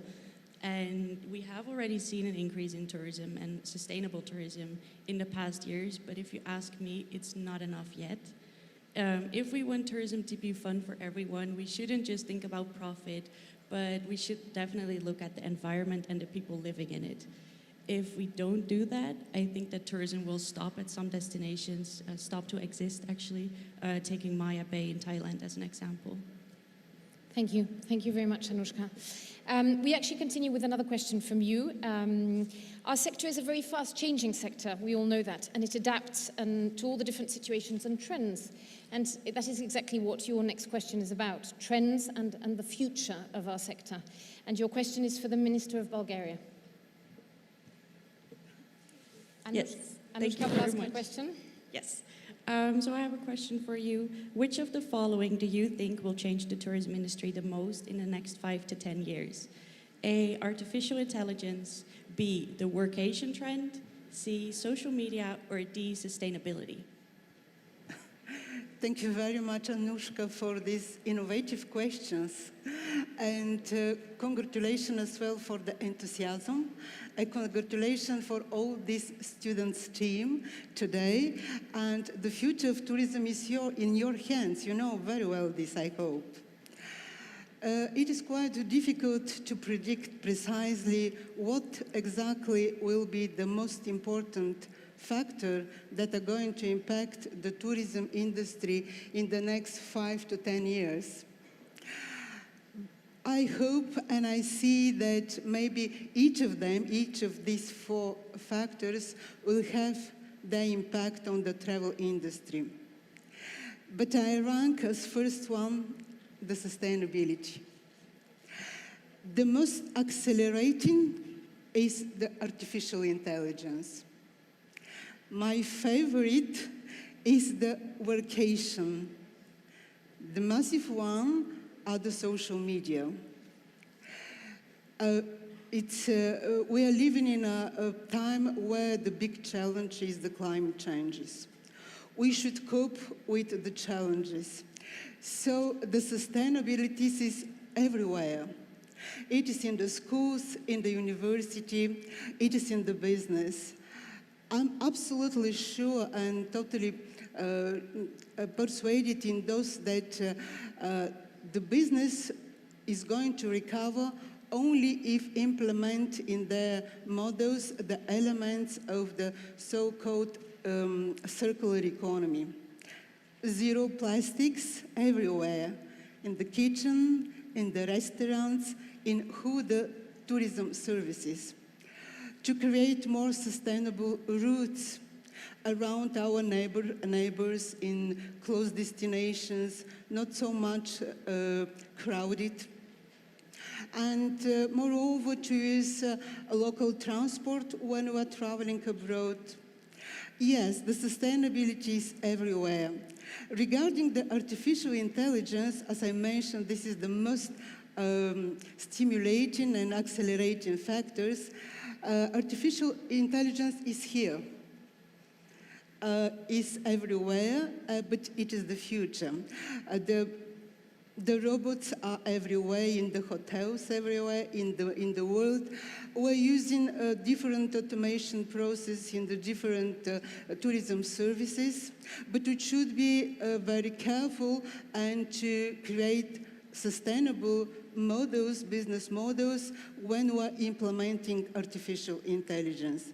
Regarding my favorite vacation, I have to say that I have to give some example, like the digital nomads who are entrepreneurs working abroad, and they're impacting the local communities, the rural tourism as well. So, and finally, the social media, yes, they're the most massive, but at the same time, there are new ways to make marketing, and they're going to replace the word of mouth. So the sustainability is in your hands for the development of the future tourism. Congratulations once again. Thank you. Thank you very much, Minister. Anushka, anything to add to that? I know your favorite was workation as well.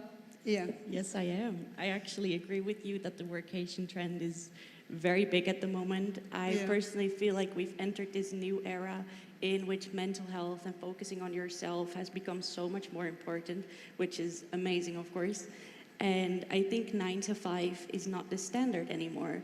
And we've learned throughout the pandemic that you can work from anywhere at any time. And I think that is something that people will continue doing. Thank you. Thank you very much, Minister. Thank you very much, Anushka. Secretary General, supporting and providing youth with the tools and skills for their future is high on your list of priorities for the organisation. And you are always looking for ways to continue that relationship with the young and the youth. I think your next question is along those lines for Anushka. Yeah, I will add the previous question one more thing and detail, because as you know, this next panel will be dedicated to best villages and talking about the future of tourism. We really and truly believe that the future of tourism is in regional development. So once you will visit any countries in the world, I'm sure that you will love it. Immediately you have a will to come back and to see more. And what you can see, again, this is a natural need that you want to see and touch the culture, authenticity of the countries. So rural development and best villages project, I think, is the future of tourism, of course, with education, with innovation to import there, and of course investments. So I'm very happy that you, youth and young generation, are the part of this development. This is something new for us as well. Maybe you have many questions, but now I will ask you my question. Talking about our Students' League, again, this idea came just discussing how can we approach the Students' League to us, and we always use the model of, even our website is very similar to Champions League. We want to make some big league for everyone, and this is the fact that after first year, we have more than 25 countries who are asking national leagues. Starting from the next year, we will have national leagues individually, country by country. So this is pilot and first time we're organizing this kind of competition and championship, but this is, I think, very important for all of us. The question is that, again, talking about Students' League has been one of activity for you during your studies, during this year, 2021. And how do you think that we could expand the relationship over time in the different stages of professional development and tied to ahead of you? It's very interesting to listen and hear your feelings and your vision about this very exciting and challenging project. Thank you. Thank you for the question, Secretary General. To answer this question, I would like to refer to SDG 17, Partnerships for the Goals. I believe that networking is getting more important every day, especially when it comes to the SDGs. We cannot reach a good outcome by ourselves. I think that we need to work together and inspire each other to reach these goals. We can learn from each other's perspectives, different approaches, experience, and opinions. It would be of great value to us if the UNWTO could start a platform on which we could network with other tourism professionals. A platform on which we can network, stay updated on tourism trends, but also give our input and ideas for the UNWTO. I think it can't just be beneficial for us, but also for you. Thank you. He's writing it down, Anushka. Thank you. Thank you. It's another phase, exactly. We will definitely. Thank you very much. Thank you very much indeed. So now a final question from Salvatore from Team Offbeat for the Minister of Tourism of the Maldives. Salvatore, after working on the Rural Development Challenge of the Students' League, your team actually decided to go one step further, and you've created, I believe, an association of rural villages in Italy. And with the intention, of course, to promote these rural villages and therefore benefit local communities. Your question for the Minister is very much aligned with something that they are doing right now to benefit those local communities. So please go ahead. So the question for the Minister is, all around the world, disparities between rural and urban areas remain still pronounced. Nevertheless, tourism could untap rural territories' potential. Okay, so which type of investment would you prioritize for the sustainable growth of these areas? A, increase accessibility and promotion of the destination. B, improve local infrastructure and services. C, foster local know-how, for example, through education or cooperation initiatives. Or D, financially support local businesses like micro-enterprises, young and women initiatives. Thank you. Thank you, Lucy.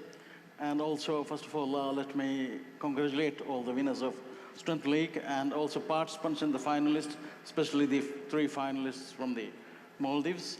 And I think with regard to your question, I hope there is a choice of E and F as well.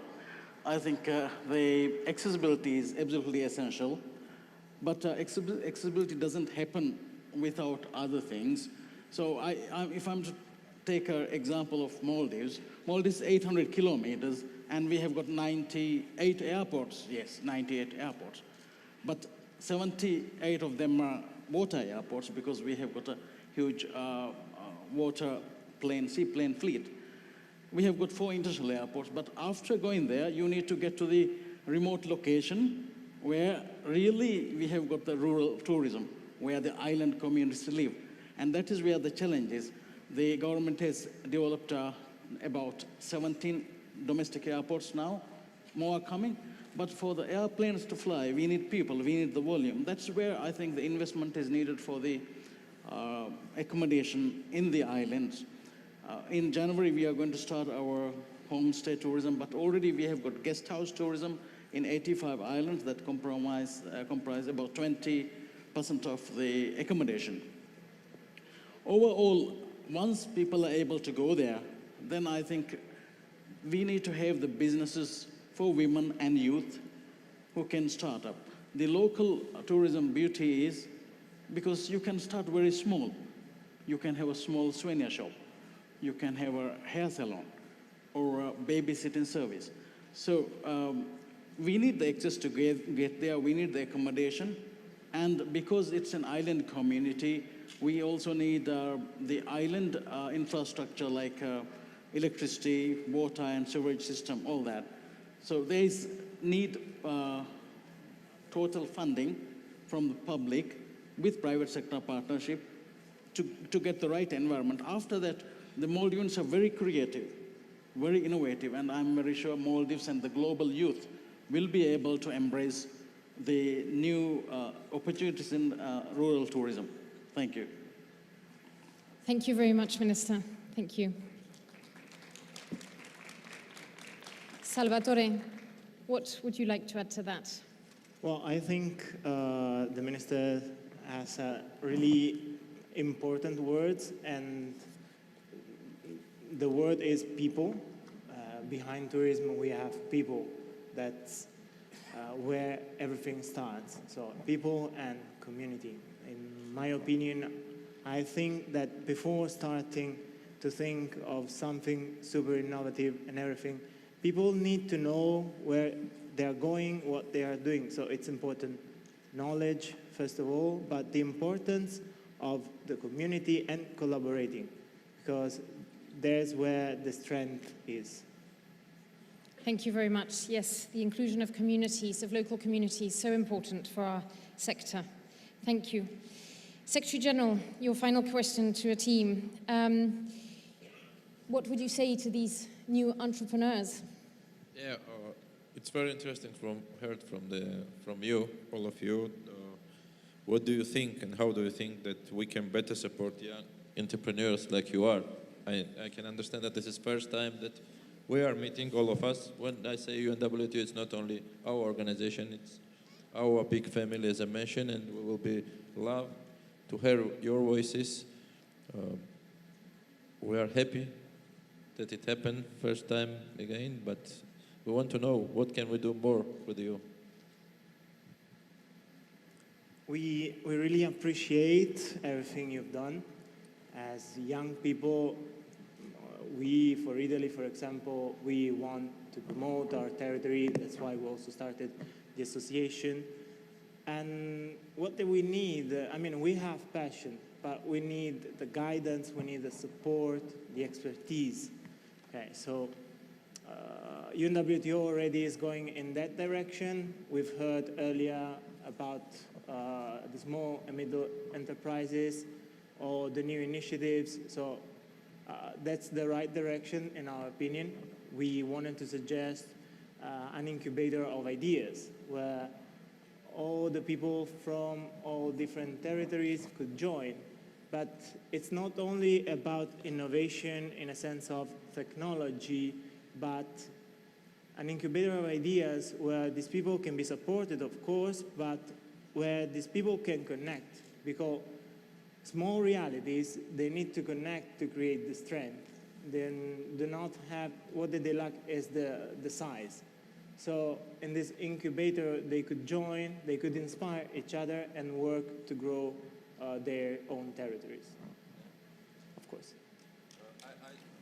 I don't remember, maybe Lucy, you can remind me that the part of this prize you received this morning, it's including to have such kind of 1 week internship with us.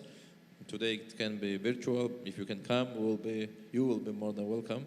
And there you can see, it's not incubator, but it's some kind of start and a great idea. But again, we are very, very open, you will be more than welcome to share with our team your ideas.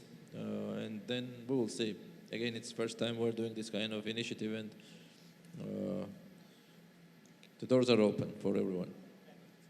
First, of course, for champions, then for others.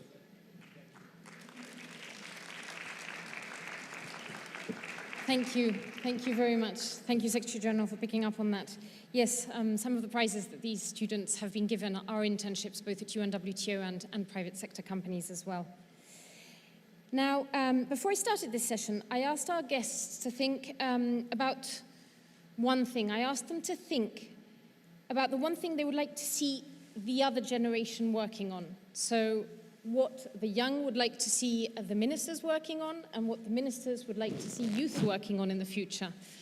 So I'll just quickly go through one by one, if that's okay, and you can tell me what your ideas are, and then hopefully we'll see the differences or what is similar on both sides, because I've heard a lot of similar things here today.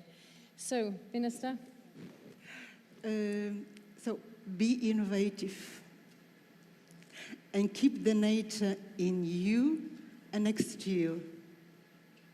Discover and share your story. We're going to support you.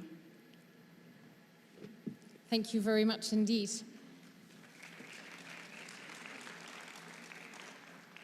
Ambassador. Well, I would say to preserve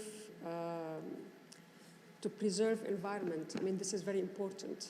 The important thing is to manage to develop the tourism sector while preserving the environment, while preserving the specificities of the local communities and the local values. I think this is very important.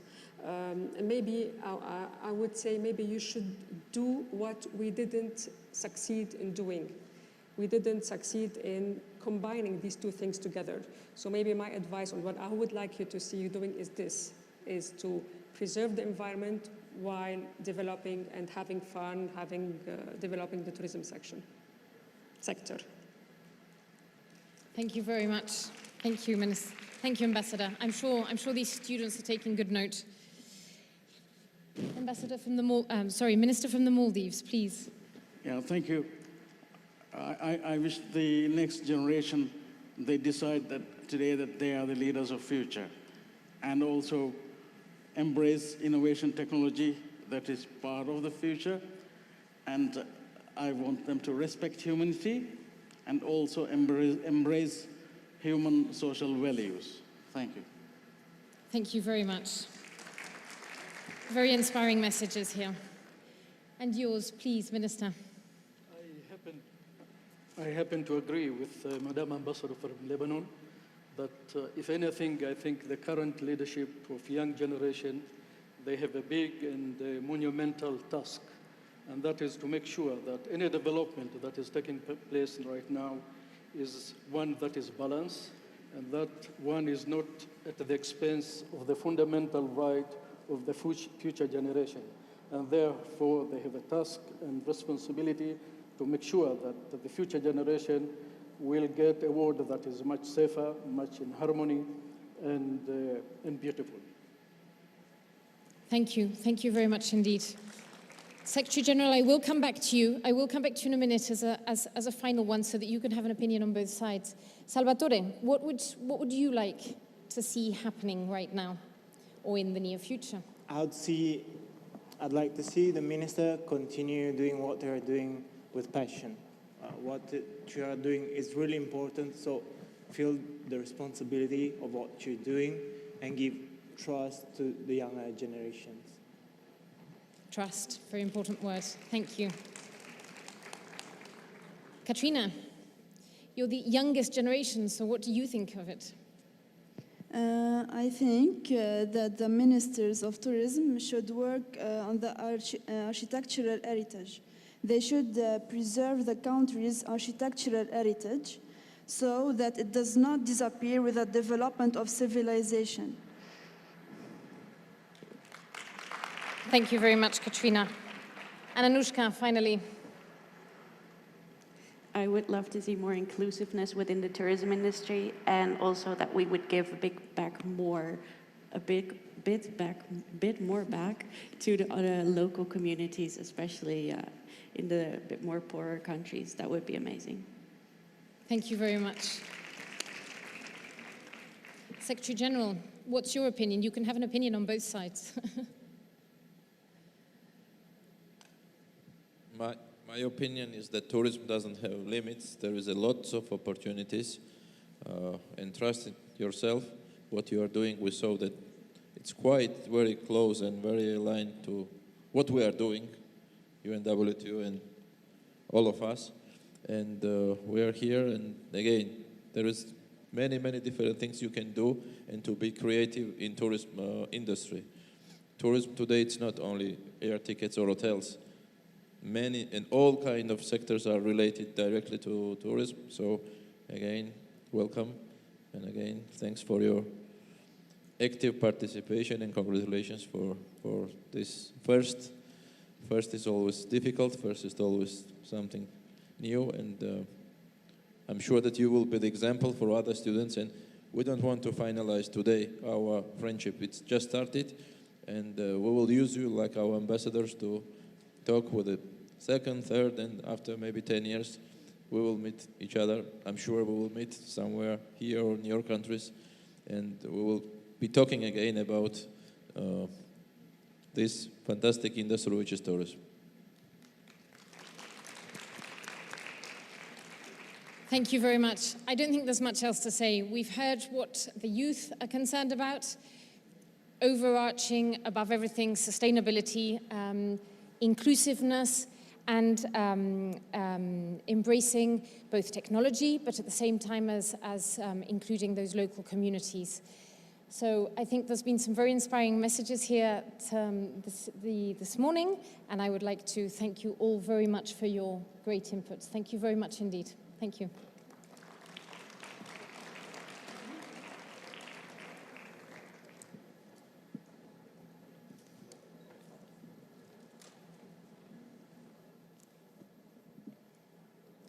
Natalia, when they're finished, the floor is yours.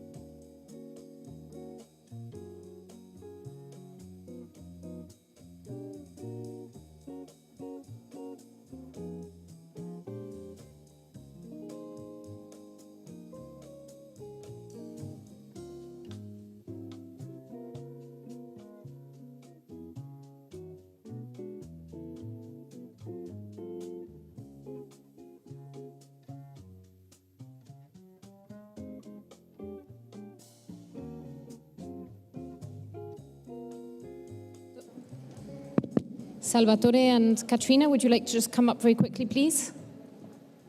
Only if you like to. Only if you like.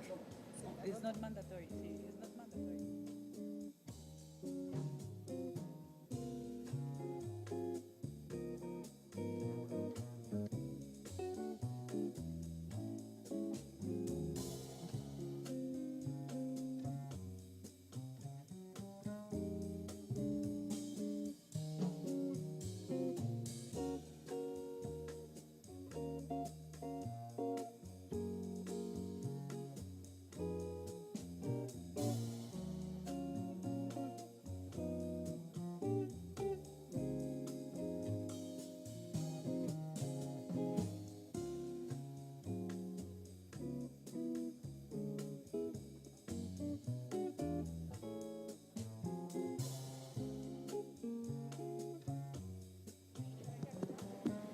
Thank you very much, Secretary General. Thank you very much, Lucy, ministers, students. Last but not least, now it's time we have all been waiting for, the announcement of the best tourism villages by UNWTO 2021. In this journey, please welcome on stage again with a warm applause to Ms. Sandra Carvalho, Director of Market Intelligence and Competitiveness. Sandra, the floor is yours.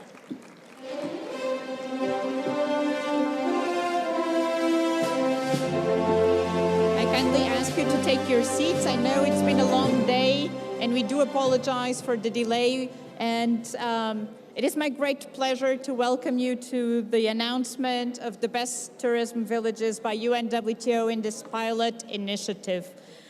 This important initiative was born out of two key milestones: the Year of Tourism and Rural Development, declared by the Secretary General in 2020, and the work with the G20 presidency of Saudi Arabia to develop a framework for community development through tourism.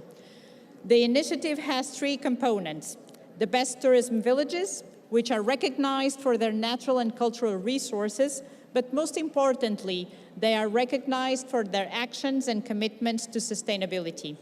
An upgrade program, so a series of villages with whom UNWTO will work to improve their market access, their digital capacity, their human resources, and finally, a rural tourism network, which hopefully in some years will be the biggest network of villages connected to tourism around the world.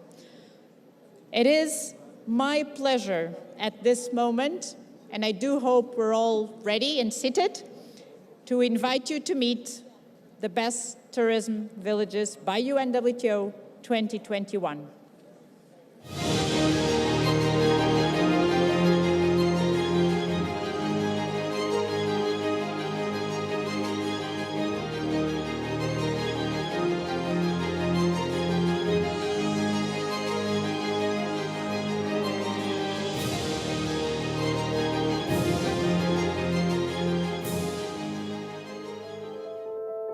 Nuestro pueblo es parte de lo que somos. Es parte de nuestras raíces y nuestra cultura. كثير. هي ماضينا وهي مستقبلنا. 每一个游客都是我们的朋友。 Prav vsak gost lahko najde razlog za nasmeh.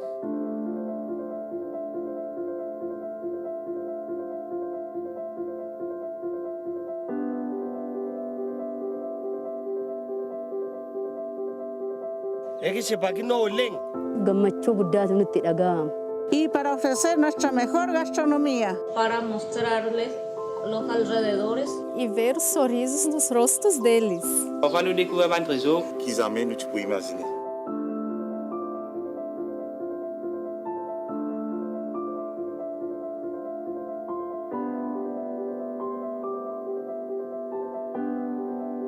Наш край y en наш дом. كل واحد كيحترمها. Y a todos quienes quieran compartir as nossas tradições. 여러분 모두를 환영합니다.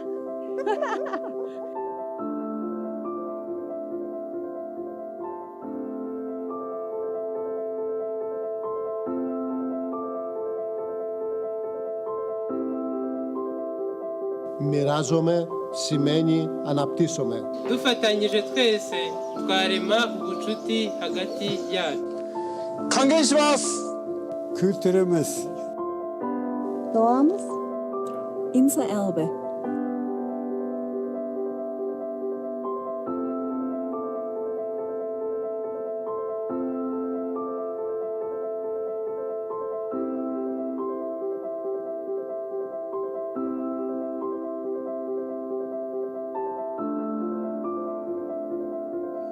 Kanthi paningalan netra, gesang, sarwa, endah. Al turismo fa pardano altri. Et de ce que nous voulons être. Alin hamokuitan koikichis. Καλώς ορίσατε. Bienvenidos. Welcome. Welcome. 欢迎来到 Nei migliori villaggi turistici. Bienvenido a los mejores pueblos turísticos.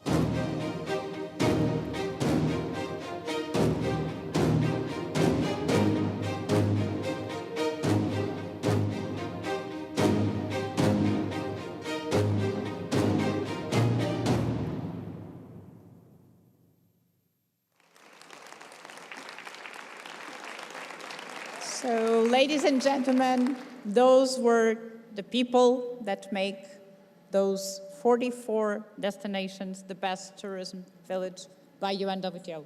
The people that make it different, the people that live it, and the people that wanted today to share this message with you. Without any further ado, it is my pleasure to invite on stage the UNWTO Secretary General, Zura Pololikashvili, to recognize the representatives of each of the villages and the member states that have proposed them.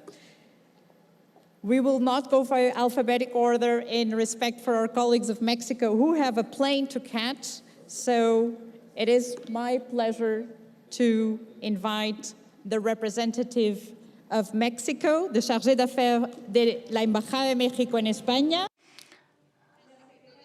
The Secretary of Tourism of the town of Puebla and the representing Quetzalan del Progreso, and the Secretary for the representative of the village of Mani from Mexico. So we would like to thank them very warmly. We'd like to thank you that the huge efforts are being made in these two villages so that tourism can be contribution to development. We had some beautiful trophies somewhere lost in the city of Madrid. So I'm afraid that these villages are simply going to be receiving these very sincere but very simple awards. We will find our trophies and then we will send them to you. I'm sure that they are somewhere in Madrid. Thank you so very much. And I would like to thank those of you who do not need to leave for the airport. Stay on the podium. Mr. Chargé d'Affaires and the Secretary of Tourism of Puebla. And we would like to wish the representative of the government of Yucatan all the best and a good trip home. Muchísimas gracias a México. Thank you, Mexico. Thank you, Mexico. Now we'll go in alphabetical order. Every village will be receiving a sign of the UNWTO and will be working with your training and development of your skills. So I'd now like to move on to the next country, Argentina, representing Caspalá. The Minister of Tourism and Sports, Mr. Matias Lantz, I think he's in the room. Minister, please come up to the podium. Caspalá is a part of the biosphere of Yunga, and it was declared in 2002 by the UNESCO Man Biosphere Program with the objective to preserve the jungles in the northeast of Argentina. And they work with the young people of the community to transfer technology and techniques to talk about the traditional histories of the village for conservation and protection of the environment and of its heritage. Congratulations, Caspalá. Mr. Minister, can I please ask you to stay here on the podium so we can take a group photograph? To Austria, representing Cauternal, I have the pleasure of inviting the Ambassador of Austria to Spain, His Excellency Christian Ebner, Mr. Ambassador, but also the Director of the Tourism Association of Cauternal. Please, Mrs. Michaela Gassermark, in representative of Cauternal, located in a nature park region as an example of community engagement. The nature park was founded as an initiative of the population themselves and includes 40% of the region's entire natural area since 2021. The village is also known for its own dialect and a series of projects to fight climate change and put accessibility as a priority. The Countermount Mountain Freedom Project for people with limited mobility was adopted by other initiatives and is an example for many. Congratulations and welcome. From Austria, we go to Brazil, on the other side of the ocean. Bem-vindo, o representante de Testo Alto e o Sr. Ministro do Turismo do Brasil, Gilson. The Minister of Tourism of Brazil, Mr. Gilson Nazel. Testo Alto is a rural village in the southern of Brazil where traditions of the Pomeranian immigrants are still alive. Tourists can visit historic houses, walk along nature trails, and learn how immigrants lived and worked more than 150 years ago. Congratulations to Testo Alto and to Brazil. If you can stay on stage. From Brazil, we don't go far. We travel to Chile. De Chile, reconocemos dos. Now, there are two villages that we recognize, Pica and Puerto Williams. They've been put forward by the Ministry of Tourism of Chile. And here with us are the Mayor of Pica, Mr. Ivan Infante Chacon, and also the Secretary of State of Tourism of Chile, Mr. José Luis Uriarte. Congratulations to Chile. Pica, in the region of Tarapacá, is well known for its citrus groves. The Pica lemon is famous, just as the vineyards, which produced the very best Oporto wines of Chile. Well, we'll have to talk about that. Rural tourism is also developing in Pica as one of the most important developments together with agriculture. Congratulations, Pica, and congratulations to Puerto Williams, one of the villages recognized and acknowledged in Chile, represented by the Secretary of State. Can I please ask you to stay here? We move on to China. To invite on stage the Minister Counselor of the Chinese Embassy in Spain. The Best Tourism Villages of UNWTO 2021 recognized 2 villages in China, Yukun and Chidi. Yukun is located in the southern of China and well known for its ancient ginkgo trees and century-old giant salamanders. It's the cradle of China's beautiful rural development and one of the national key villages of rural tourism in China. And now from China we go to Cyprus Island, and I'm very pleased to invite representing Pano Lefkrata, Mrs. Anita Demetriadou, Director of Tourism of Cyprus, and also the Mayor of Pano Lefkara. Very welcome and congratulations. The village is home to the traditional Cypriot embroidered lace, and it's said that Leonardo da Vinci visited Cyprus at the end of the 16th century and came to buy a large ornate tablecloth which he offered to the Cathedral of Milan. The village is also known for its intangible heritage, which has been recognized by UNESCO. Congratulations to Cyprus. And from Cyprus to the continent of Africa, it's my great pleasure to invite on stage, representing Ethiopia and representing the village of Wanchi, the State Minister is Her Excellency Mrs. Kamala Selawati Dawiti. Situated around 150 kilometers west of Addis Ababa, the village is one of the most magnificent tourism destinations in Ethiopia. Its magnificence emanates from the blend of natural cultural specificities, but also the lake and the beauty that has around it. Congratulations to Wanchi. From Africa back to Europe, it's my pleasure to recognize in Greece the best tourism village by UNWTO of Soufli, and on stage we will have the presence of the Deputy Minister of Tourism, Mrs. Sofia Zakaraki, and also the Mayor of Soufli. Welcome, both of you. Soufli is the only settlement in Europe which preserves and supports activities connected with the Silk Road. The latter, moreover, created the specific architecture of silk. The impressive coconut building of the late 19th century cannot be found anywhere else, and it's connected with its history. Congratulations to Soufli. And now, from Europe to Asia. We are very happy to recognize in India, as proposed by the ministry, the village of Pochampally. Pochampally has a plenary of attractions, and it is my pleasure to invite on stage to receive this recognition the Second Secretary of the Embassy of India.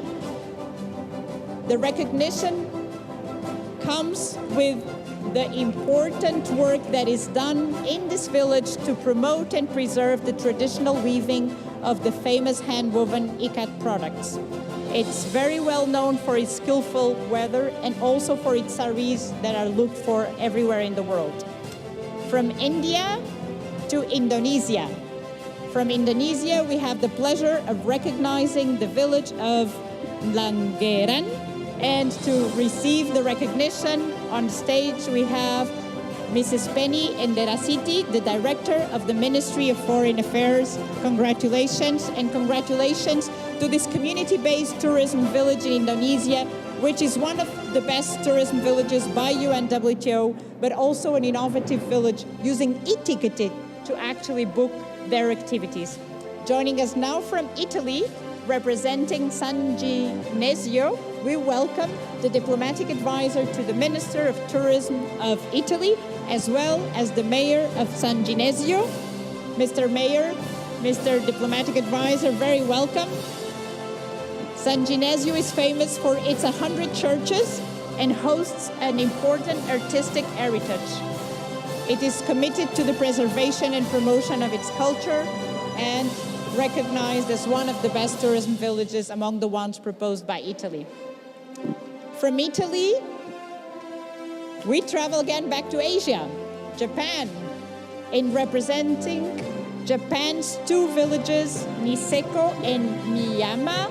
I'm very happy to welcome on stage the Director General of the Japan Tourism Agency.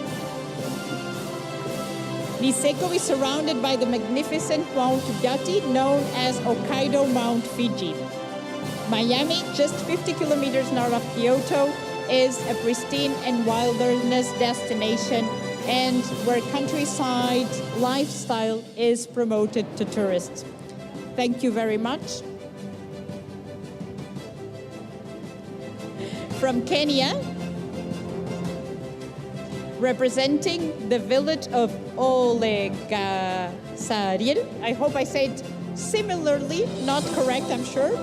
We have the pleasure of inviting on stage the Minister of Tourism of Kenya, His Excellency Mr. Najib Balala, to welcome the recognition of the village, which is located on the southern region of the country, and it's famous for its hand axes, which date back from almost 1 million years, some of them even older.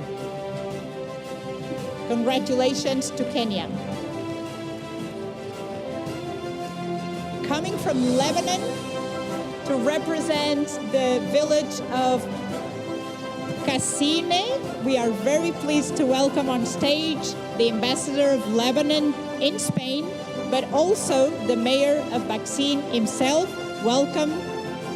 One of the most picturesque villages of Lebanon, Baksin is a charming, scenic, and peaceful village located in the south, most famous for its pine forest, in the largest in Lebanon and in the Middle East. Congratulations to Baksin. And as you can see, our network of villages is growing, so we're already feeling the power of the local destinations here on this stage, but we continue. We travel to Malaysia. From Malaysia, we have with us the Minister of Tourism, Arts and Culture, who will receive the recognition on behalf of Batu Puteh, and also the chairman of Batu Puteh Community Ecotourism Cooperative. The village hosts an amazing array of Borneo low-life wildlife, including many rare and endangered species, such as orangutan, sunbears, and Borneo pygmy elephant. The village activities boost local food production and support local fishermen. Actions to step up sustainable development include the certification of local farmers with sustainability standards and organic certification. And now, from Malaysia to Mauritius, Mauritius we have at the end. Mexico we had a change in plans. Morocco, we're still on M. Morocco, we welcome the head of strategy and cooperation of the Ministry of Tourism, Handicraft and Solidarity to recognize the village of Sidi Kawuki, which is a Berber fishing village and shepherd village whose main activities are fishing and agriculture. It includes the production of marketing of high-quality natural organic products such as argan food, cosmetics, and honey. Congratulations. And now we travel to Oman. And we are very happy to recognize Ms. Fat Al-Brahid, and we invite on stage to join us the Minister of Heritage and Tourism of Oman, His Excellency, but also the chairman of the Misfat Cooperative Company, representing the village. Congratulations and welcome.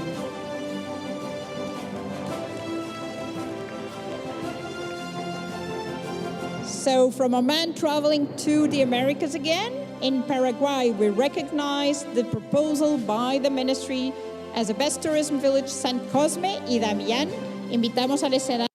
Can I ask the Minister of Tourism of Paraguay to join us? And San Cosme y Damián has cultural resources, very exceptional cultural resources. with strong public policies and strong support to the community. San Cosme and Damian are remarkable, so congratulations to these two villages. Nos acompaña la And we have the Minister of Tourism of Paraguay here with us. From Paraguay to Peru, we'd like to recognize Ollantaytambo. I'm sure the mayor will teach me how to pronounce the name properly. We would like to also welcome the mayor and also Mrs. Amora Calvo.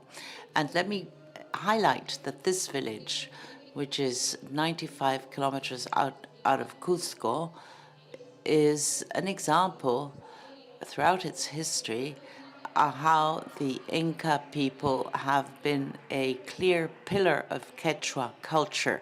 Congratulations, congratulations to you. And from Peru, we go to the Philippines. In the Philippines, we are very happy to recognize and invite on stage the ambassador to Spain. Bojo Village is recognized as the best tourism village by UNWTO due to its vision to use tourism as a tool to become a progressive town showcasing sustainable and people-centered development. The ambassador of the Philippines, very welcome. Representing the city, the village of Bojo, a community committed to make the destination safe and enjoyable for residents, visitors, and investors. And from the Philippines, we're back to Europe. It is my pleasure to invite on stage, as we take the picture with the representative from the Philippines. This is becoming already a world of villages up here.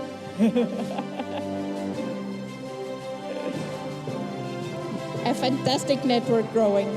From Portugal, we are joined on stage by the Secretary of State of Tourism. In recognition, also representing Castelo Rodrigo, we have the Mayor, Carlos Condeso, and representing Cumeada, the other village represented in the best tourism villages by UNWTO, the coordinator of the village project. The historical village of Castelo Rodrigo is a genuine location of monuments preserving important medieval references. It has preserved it for more than 600 years, and it's part of the network of historical villages of Portugal. Cumeada, which is a very innovative village destination, is the home to the Star Village of Dark Sky in Alqueva and also the official Dark Sky Alqueva Observatory. Congratulations. And now, it's my pleasure to invite the representative of the Republic of Korea to join us on stage. Representing the Purple Island in Korea and also the Ungok village, please welcome the representative of Korea, the Vice Minister of Tourism, Culture and Sports of Korea, and also the representatives of Shinan and Gongkang representing the villages.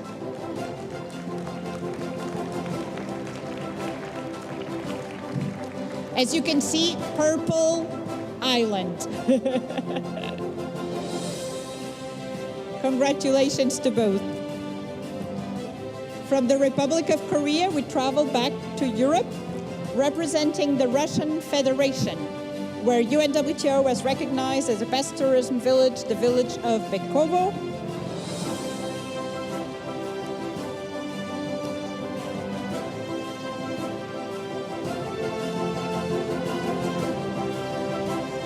Congratulations once again to Korea, and as I was saying, from Russia, UNWTO has awarded the recognition as the best tourism village to Bekovo, and on stage we are joined by the head of the Federal Agency for Tourism, Mrs. Zarina Doguzova. Congratulations to Russia and to Bekovo, located in the high bank of the Oka River. It's one of the major rivers of Russia. The landscape of the Russian countryside is itself a cultural phenomenon, and the village is part of the trend that is growing of ecotourism and eco-farming in the region. Congratulations to Russia. From Russia to Rwanda, it is my great pleasure to invite on stage His Excellency, the Ambassador of Rwanda to Spain, to recognize Nkotsi village.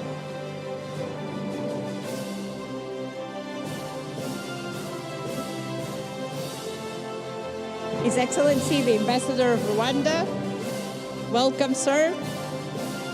Nkotsi brings together communities around the Virunga mountain to promote community sustainable development by involving local people in programs which improve their livelihoods through environmental conservation, arts, culture, and education. These initiatives have created important opportunities for employment, particularly for women and youth. Congratulations to Rwanda. And now, representing the Kingdom of Saudi Arabia and the village of Rijal Alma, it is my pleasure to invite on stage His Excellency Azam Al Gain to receive the recognition on behalf of Rijal Alma. And also joining us on stage is Her Royal Highness Princess Haifa Al Saud, Assistant Minister of Tourism of Saudi Arabia. Congratulations for being an inspiration to this initiative. We're very happy to see it coming true.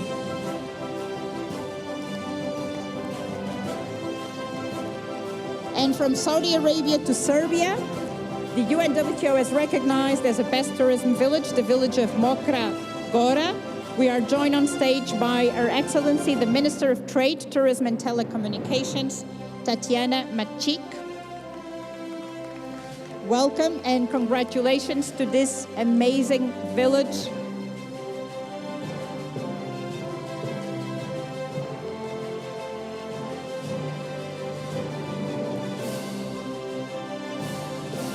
Mokranora is a treasure, as you can see, of cultural and historic assets. And now to Slovenia, we welcome the State Secretary and also the representatives of the two villages recognized as best tourism villages, Solkava and Radovita, both of them representing the best tourism villages from Slovenia.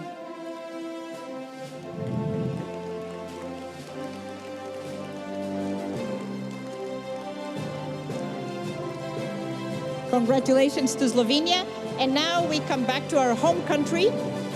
And it's my pleasure to announce que desde la OMT se ha reconocido. From the UNWTO, as best tourism village in Spain, Morella and Lecumberri have been recognized.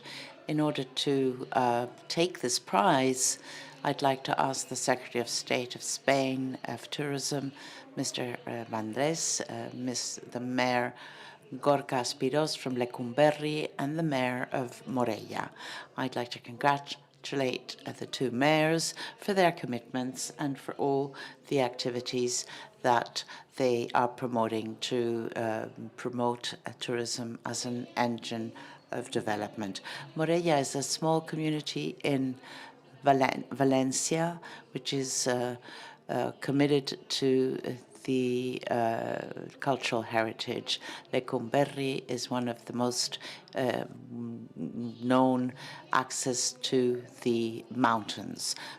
Now we go to Switzerland. Stage from Switzerland, representing three villages, Gruyère, Valpocciano, and Sasfe, the Deputy Head of Mission of the Embassy of Switzerland to Spain and Andorra. Congratulations to Switzerland.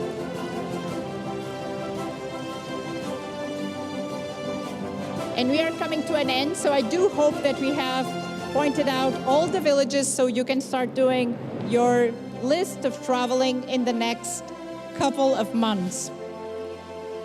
And finally, representing Turkey, it is my great pleasure to welcome on stage to recognize two villages in Turkey, Dalarakli I Mustafa Pasa, the Deputy Minister of Culture and Tourism, but also the District Governor of Urubuk and the District Governor of Taralaki, both responsible for the villages.